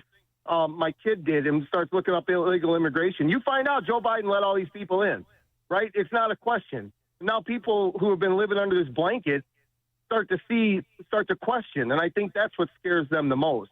And I think you're right. It depends on who's programming it, but there's so many out there right now. One of them is going to slip through the cracks, and it's going to start actually compiling truthful information and facts. And thanks for the call, Jordan. Dan Proft, Chicago's Morning Answer. There's only one radio show in Chicago talking about today's biggest stories and telling you what they really mean. That show is this one, Chicago's Morning Answer on AM 560, The Answer. At Terra Vista of Oak Brook Terrace, dementia care isn't just what we do. It's all we do. We specialize in caring for those with Alzheimer's and other types of dementia. We're on the forefront of dementia care with a barrier-free, stress-free environment, so residents can explore safely and feel at home. But what truly sets Terra Vista apart? Personalized care. We take the time to learn each resident's story, where they lived, their routines, former careers, even the names of family members. Anyone who interacts with your loved one can immediately make them feel comfortable and understood. We meet our residents right where they are.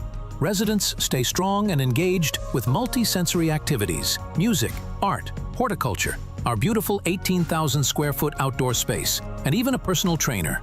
At Terra Vista, residents aren't defined by their dementia. We honor the whole person. Speak to an advisor or schedule a tour today at terravista.org. Again, that's terravista.org, and tell them AM 560 sent you. Attention all listeners, financial planners, CPA, and divorce attorneys. In 2021, there were over 420,000 licensed loan originators. Today, that number is down to 93,000. That's a reduction of over 75% of licensed loan officers within the past 4 years. If you're purchasing a new home or refinancing your existing home, call Team Hochberg, your trusted local lender who's still in business. While mortgage companies have been closing and hundreds of thousands of loan officers have left the business since 2021, Team Hochberg has expanded and is stronger than ever and would love to earn your business. Let's review. Hundreds of mortgage companies have closed down and over 327,000 loan officers exited the mortgage business, while Team Hochberg has expanded and is stronger than ever. If you'd like to work with experienced mortgage professionals who'll appreciate your business, call 855-563-2843 or visit 56david.com. Atlantic Coast Mortgage, Equal Housing Lender, NMLS 643114. Mike Lindell and the MyPillow employees want to thank you for your great support this past year. They want to make 2026 the best year ever. So to thank you, they are giving you free shipping on your entire order and wholesale pricing. So they are bringing back the mega sale. For example, the classic MyPillows, regularly $49.98, now only $14.98. Turn any mattress into the best mattress ever with the Made in the USA MyPillow My Mattress Topper and save up to $100. Get a set of MyPillow Giza Dream Sheets for as low as $29.98 or the 6-pack towel set for only $34.98. To get the best specials ever, go to MyPillow.com and use promo code LIBERTY or call 800-489-0201 and use promo code LIBERTY. These offers won't last long, so call 800-489-0201 or go to MyPillow.com and use promo code LIBERTY. Order now and your entire order ships absolutely free. AM 560, The Answer.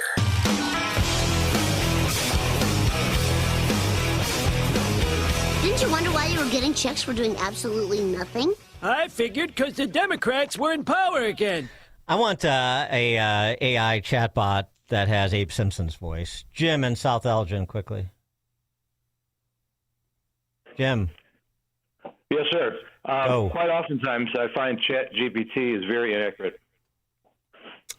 Well, right. Thanks for the call. I appreciate it. Yeah, I haven't used the chatbots much, but yeah, no question. I mean, this is, again, where you have to use your own judgment and maybe do a little bit of fact-checking yourselves as opposed to just being, wowed by whatever these large language models generate at present.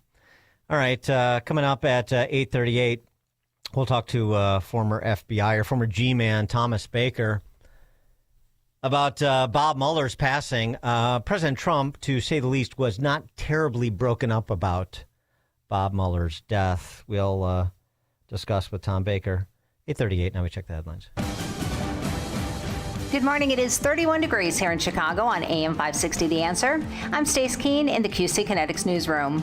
A 4-year-old child has died following a house fire in Mundelein early this morning. According to officials, the child was found in the home's basement area. The cause of that fire is under investigation. Chicago police are investigating an attempted kidnapping that took place on the north side. Authorities say a person was approached Saturday morning by a man in the 2600 block of North Clark Street. The man attempted to lure the victim, but witnesses intervened and the suspect fled. And the state of Illinois will be honoring a Chicago firefighter who died last week from injuries suffered while battling a blaze. Flags will be flown at half-staff across the state from sunrise on Wednesday until sundown Friday to pay tribute to Michael Altman. Altman died from injuries suffered while battling that fire on March 16th on the city's far north side. Meanwhile, the man who is accused of setting that fire is expected to appear in court today. He's facing murder and arson charges. News is a service of American Beam and Steel Structural Repair to licensed contractors for your home or business. Search for American Beam and Steel online to schedule your consultation directly with the owner, Mark. American Beam and Steel. A check of the roads is coming up in 2 minutes on AM 560 The Answer. Scott Jennings doesn't trust some in Washington. This buffoon, Chris Murphy, he's on the Senate Intelligence Committee. He keeps saying crazy things. I think this guy, honestly, is walking into these Intelligence Committee briefings and coming out and lying through his teeth to the American people under the guise of, well, I've seen these things. You can't see it, but let me tell you. I think it's awful. The Scott Jennings Show, weekdays at noon, right before Hugh Hewitt at 2 on AM 560. The Answer. If you'd like a smartphone that's really smart, download the OnePlace.com app, the app that will inspire your faith daily and provide answers to the biggest questions of all. OnePlace lets you download your favorite pastor's programs and listen even offline or in airplane mode with easy connections to your Bluetooth speaker or dashboard. To download your free OnePlace app, visit the iTunes App Store or the Google Play Store for your Android device and search for OnePlace. That's OnePlace. Did you know most remodeling mishaps start before construction even begins? Here's something else you should know. At Forever Remodeling, we do things differently. Every kitchen, bathroom, and basement project starts with smart planning, detailed 3D designs, a clear scope of work, and accurate pricing, all sorted out before you get started. No surprises, no stress, just beautiful results. Done right the first time. Visit foreverremodeling.com. That's the number 4, EVER, remodeling.com. And schedule your free in-home consultation today. Your financial future deserves more than just a financial strategy. It deserves a dedicated resource. Meet Michelle Shute with West Point Financial Group, a Mass Mutual firm. With almost 2 decades of experience, Michelle builds lifelong relationships, guiding families through legacy strategies from grandparents down to grandkids, helping people secure their financial independence. Michelle Shute is focused on needs, not just numbers, and that means retirement planning, life insurance, and estate planning strategies. Whether preparing for college, retirement, or protecting your business, Michelle's needs-based approach helps you prepare for life's biggest moments. Start building your financial future today. Call Michelle at 224-499-3665. That's 224-499-3665. Michelle Shute of West Point Financial Group, helping you earn, learn, and secure your tomorrow. Local firms or sales offices of Massachusetts Mutual Life Insurance Company. Mass Mutual, Springfield, Massachusetts, 01111-001, and are not subsidiaries of Mass Mutual or its affiliated companies. Michelle Shute is a registered representative of and offers securities through MML Investor Services, LLC, member SIPC. Supervisory office located at 30 South Wacker Drive, Suite 2700, Chicago, Illinois, 60606. RedState.com captures the pulse of grassroots conservatism. Red State staff of contributors are on top of breaking news with stories and analysis that challenge the established agenda. RedState.com educates, motivates, and activates passionate conservatives across America, arming them with the facts that put them ahead of the political curve. No wonder RedState.com is a must-read for elected officials and for citizens who want to make their vote count. RedState.com is the place where influence meets action. Log on to RedState.com today. If you'd like a smartphone that's really smart, download the OnePlace.com app, the app that will inspire your faith daily and provide answers to the biggest questions of all. OnePlace lets you download your favorite pastor's programs and listen, even offline or in airplane mode, with easy connections to your Bluetooth speaker or dashboard. To download your free OnePlace app, visit the iTunes App Store or the Google Play Store for your Android device and search for OnePlace. That's OnePlace.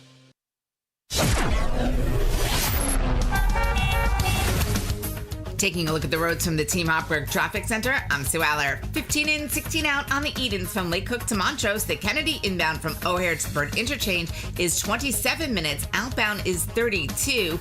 Outbound just a little bit slow between Montrose Avenue and Harlem Avenue. The Ike is 19 in, 21 out from Wolf to the Old Post Office. You got 31 minutes inbound on the Stevenson from Veterans Memorial to Lakeshore. Outbound is 28, 13 in, 11 out on the Dan Ryan from 95th to the Bird Interchange. Jam-packed on the northbound side of Lakeshore Drive between Bryn Mawr Avenue and Hollywood Avenue, and Route 53 slows down in both directions at Kirchhoff Road with repair work. This report is a service of Allstate. Some people just know you could save money on car insurance by checking Allstate first. Those people are probably saving a carload of cash right now. So what are you waiting for? Check Allstate first for a quote today. You're in good hands with Allstate. Chicago's Morning Answer continues next, but now the latest forecast from the Air Right Heating and Cooling Weather Center. Today will be mostly sunny and chilly with a high of 44. Tonight, expect partly cloudy skies with a low of 29. Tomorrow will be mostly cloudy, reaching a high of 52. By Wednesday, it will be mostly cloudy and warmer with a chance of a shower in spots in the afternoon and a high of 67. I'm meteorologist Jason Caterina on AM 560, The Answer. Now, from the Signature Bank Studios. If you're looking for the latest news, insight into what it means, and the sharpest opinion, there's only one station in Chicago where you can turn, and it's this one. We're AM 560, The Answer.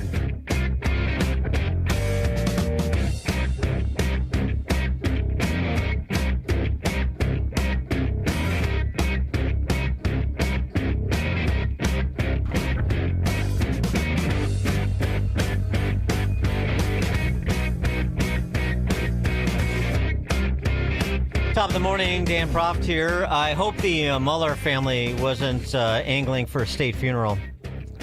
Over the weekend, it was announced that former FBI director and special counsel Robert Mueller had died, to which President Trump posted on Truth Social, "Robert Mueller just died. Good. I'm glad he's dead. He can no longer hurt innocent people." Okay. Treasury Secretary Scott Bessent was asked about this during his appearance on Meet the Press because, of course, NBC flack Kristen Welker was aghast that the president would be happy someone had died. Celebrate the death of an American citizen, someone who's a Bronze Star, Purple Heart recipient and who served in Vietnam? Kristen, I was with the president in the green room at Davos, and there was a video playing of the what may have been an illegal raid on his home at Mar-a-Lago. They are going through his wife's wardrobe, and I watched the look in his eye, and I think that neither one of us can understand what has been done to the president and to his family. But to the question of the president's post, I mean, Robert Mueller didn't order that raid. Is it appropriate for the president to celebrate the death of any American citizen, again, Mr. Secretary? I think that given what has been done to President Trump and his family, it is impossible for either of us to understand what he has been through. So you don't think that there's anything wrong with the post saying good Robert Mueller's dead? Again, I think that we should all have a little empathy for what has been done to him and his family. All right. Interestingly, the Russian collusion investigation, of which Bob Mueller was the head, at least titularly, when we heard him testify in 2019, at the end of the process, it became pretty clear that it was probably more like Andrew Weissman and some of his henchmen that were in charge, because Bob Mueller didn't seem to be in full control of his faculties. Nonetheless, Representative Doug Collins at the time, now Trump's Veterans Affairs Secretary, just wanted to get on the record, right, from the report.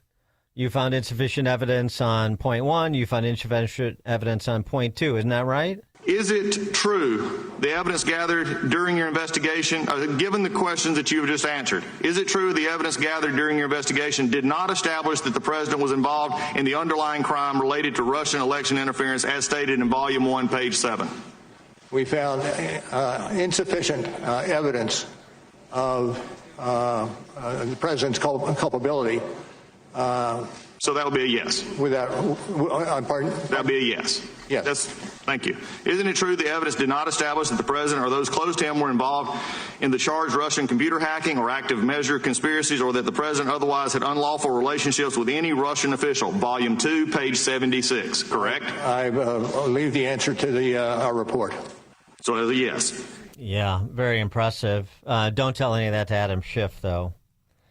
But now the worm has turned at the end of last week, headed by Jason Quinones, who's the U.S. Attorney for the Southern District of Florida, an investigation into the collusion conspiracy concoctors.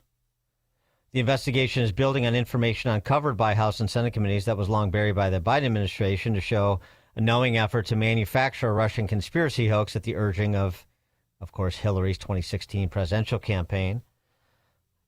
The reporting for which you don't need AI to spew propaganda, to misinform the public, to buffalo half the citizenry. Of course, the Bezos Post and the New York Times received Pulitzers for their agitprop promoting the Russian conspiracy hoax. Jonathan Turley writing about this in The Hill. The true Pulitzer Prize-worthy story was staring the media in the face the whole time, a conspiracy to create a false conspiracy narrative to elect Clinton and later to derail the Trump administration, the latter effort succeeding with the help from top intel figures. So we'll see where that investigation goes, but additional subpoenas have been issued on the matter. For more on this, pleased to be joined by Thomas Baker, retired FBI special agent and legal attaché, author of The Fall of the FBI, How a Once Great Agency Became a Threat to Democracy. That was penned pre-Trump second term. Tom Baker, thanks for joining us again. Appreciate it. Dan, glad to be with you. So do you have bristle at all with respect to Trump's happiness that Bob Mueller is dead, so he can no longer hurt innocent people like, I don't know, Stephen Hatfill, Richard Jewell? Well, it shows you how deeply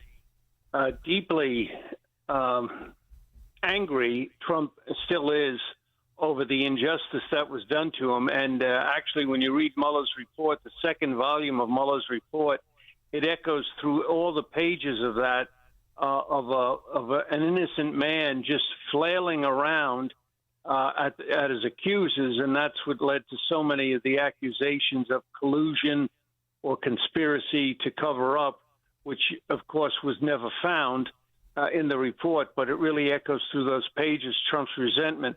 But quite frankly, and out of all due respect to the deceased, I think our president would have been better off not to have made any comment at all rather than the comment he made.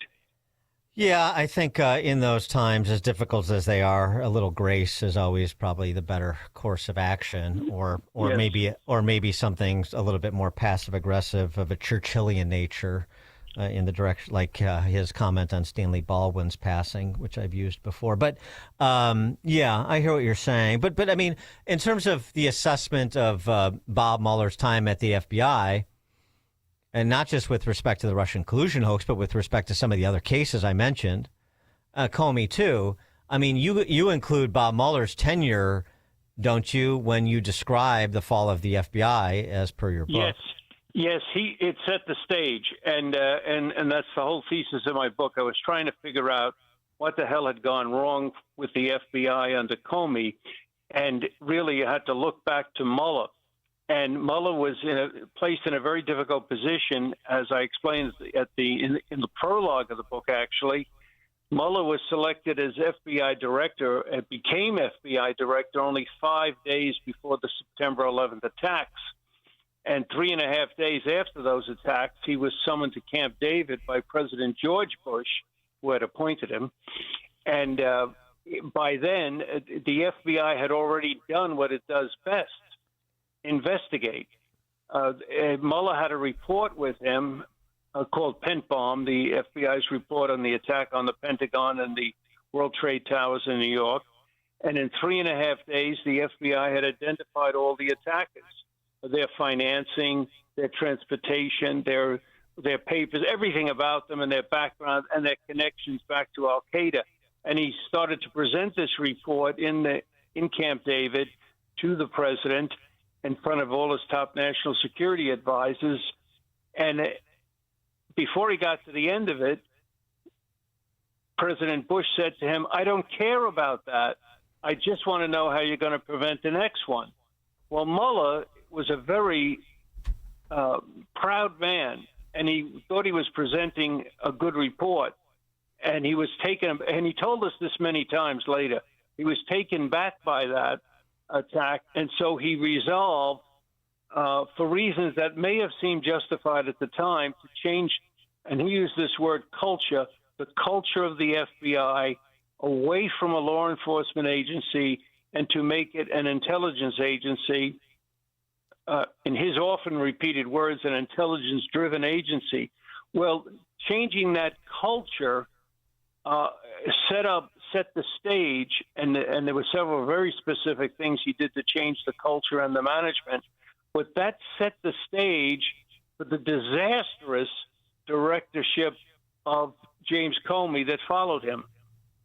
So if he hadn't changed the orientation of the FBI to be more of an intel rather than investigative agency, setting aside the politicization of the agency for a second, do you think that was also a contributing factor to the many FBI failures in the post 9/11 era to root out terrorist attacks, to prevent terrorist attacks before they happen, with people that were known to the FBI, that had interactions with the FBI, that had been essentially pointed to by concerned citizens who left messages with the FBI? There's a number of examples, I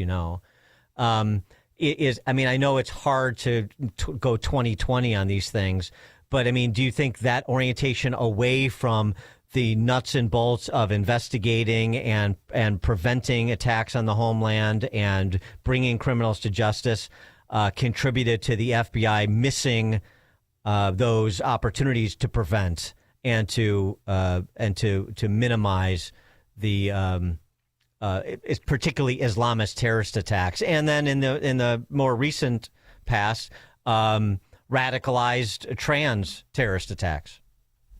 Well, you raise a good point, but that goes more to the other aspects of the cultural change, which may or may not have begun under Mueller, but definitely were going full bore under Comey, the introduction of what is called DEI into the FBI and a tolerance as a part and parcel of that, a tolerance of Islamism and any labeling of people, and the focus of a lot of Bureau officials wanted to focus on aspects of groups within the Islamic community in America, and they were waved off that was considered Islamophobia, and that was like negative and wrong. And Mueller, Comey more than Mueller, then allied themselves actually with certain Muslim groups, including this group CAIR, C-A-I-R. Yeah, right. Which was really an offshoot, we now know, of the Muslim Brotherhood. And Al-Qaeda and these other things all have their roots back in the Muslim Brotherhood. So this political correctness of not wanting to look at who the enemy was, like, for instance, there was a category of investigations in the FBI, which existed under Mueller, Islamic fundamentalism. And that was a focus. And there were other focuses, but that was a focus. Well, later under Comey, with the emphasis on DEI and political corruptness, they changed the word to radicalism. They took the word Islam out of it totally. Well, right, and then under Christopher Wray, we had the greatest threat to the homeland is white supremacy. Yes, and that so it went full circle. Yeah, the DOJ at the time, the Attorney General over Wray, they kept pushing that with very little, if any, justification or any facts or cases they could point to. And white supremacy is not a widespread phenomenon whatsoever. I mean, it's absurd. There's something else, too, and this persists, which is really frustrating. But Susan Crabtree, nobody's done better reporting on Secret Service than Susan Crabtree over at Real Clear Politics. The female Secret Service agent faulted for the July 13th Butler failures that nearly killed Trump has been suspended again. Mayo Perez is her name. She's under Secret Service investigation for allegedly secretly marrying a foreign national and failing to report it for 9 months. This is the third time she's been suspended in a little more than a year. She's on admin leave and under a do not admit status while the investigation continues. She was the agent faulted for not placing any Secret Service or local police assets on top of the now notorious slope roof of that building where the assassin fired his shots at Trump and killed Corey Camperatore, of course. And it just like this is like even when your guys are in there and you put your guys at the top, you can't see. And this is one of the unyielding frustrations of MAGA supporters looking from the outside in. Even when you have your own, and it's something as serious as the president's security, a guy who's been the target of, at least 3 well, more than that, but 2 serious assassination attempts. And I call the Pakistani guy that was sent by Iran a serious one too. And you can't root out this sort of politicized DEI identitarian nonsense in these agencies. Well, you're absolutely right. And the culture, and the FBI included, has to be changed, in my opinion, back to a law enforcement culture.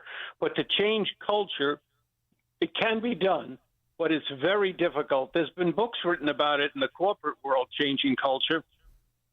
And you have to make a lot of big changes, but also a lot of little changes, and be consistent and reiterate it and reiterate it. And words matter, and words from the leadership matters. And in the case of the FBI, it's getting back to the Constitution.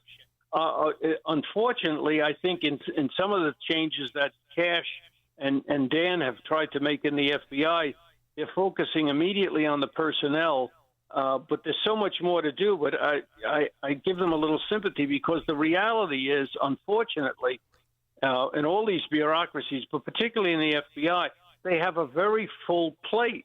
And yeah, but it seems to me, here, let me just interrupt. It seems that you got to deliver on a couple of the big deliverables, and whatever that takes, you can change culture in the process of delivering. For example, let me ask you, I mean, are you happy with what we know about that assassination attempt in Butler, Pennsylvania to this point? No whatsoever, and I've written about that. And it's astounding how far the Secret Service particularly had slipped back, because there was a couple of fundamental things that had been established during the preceding 20 or 30 years in American law enforcement. One is a common command structure at these different locales. When you have a venue like that, it's good practice, and it's been used for decades now. You would have different people from the county, the state, law enforcement in the command post with the federal authorities, and you would have one of the federal people, at least one, in the command post with the state and locals at their command post. That's just one thing. The other is the communications, the comms. The FBI established years ago in the rural areas throughout America. I'm talking, Alabama, Texas, a lot of places where we have field offices that in our radios, the typical police radio in the car, the Motorola radio, we'd be talking on one channel, but they had, and this is 30 years ago, we had the ability to switch over to a common channel with the state police, for instance. Well, I know, and we talked about, and Secret Service would have that, right? And we didn't have that in Butler. Right, and we've talked about this before with you, and this is my point. Now we're in 2026, and we still don't have cash and maybe Bondi and Secret Service at the dais or in a hearing, laying out a unified theory of exactly what happened in Butler, what the failures were, some of which we know, and what has been done in the interim to address those failures across agency. I just don't understand why we haven't had that moment at this point, and this is like a good example of the frustrations that I think people have, myself included. We're going to have to leave it there. Tom Baker, retired FBI special agent and legal attaché, author of The Fall of the FBI, How a Once Great Agency Became a Threat to Democracy. Thomas Baker, thank you as always. Appreciate it.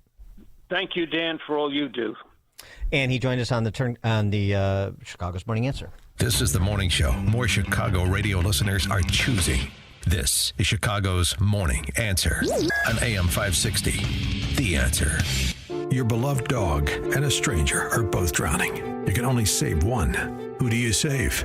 Every time Dennis Prager asks that question, his audience splits three ways. 1/3 chooses the dog, 1/3 chooses the stranger, and 1/3 aren't sure. Why? Because we live in an age where increasingly feelings define right and wrong. But if morality is based on emotion, then murder, rape, and theft are just opinions. And if people feel justified, why is rioting or destruction wrong at all? In his new book, If There Is No God, Dennis Prager explains why civilizations cannot survive without objective morality and why Judeo-Christian values shape the moral foundations of the free world. If you claim that certain things are good, certain things are evil, independent of how you feel about it, you are in effect affirming God. If There Is No God by Dennis Prager, available now at pragerstore.com. That's pragerstore.com. AM 560, The Answer.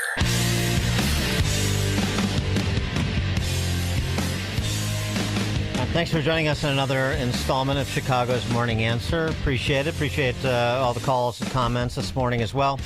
And I'd be remiss if I didn't congratulate all those Iowa Hawkeye fans, including my former broadcast partner, for the big upset win over Florida yesterday. Unhelpful to my brackets, but I could survive, in theory. Back tomorrow with more. It's now 9 o'clock on AM 560 WIND Chicago. Oil prices are plunging and stocks are surging.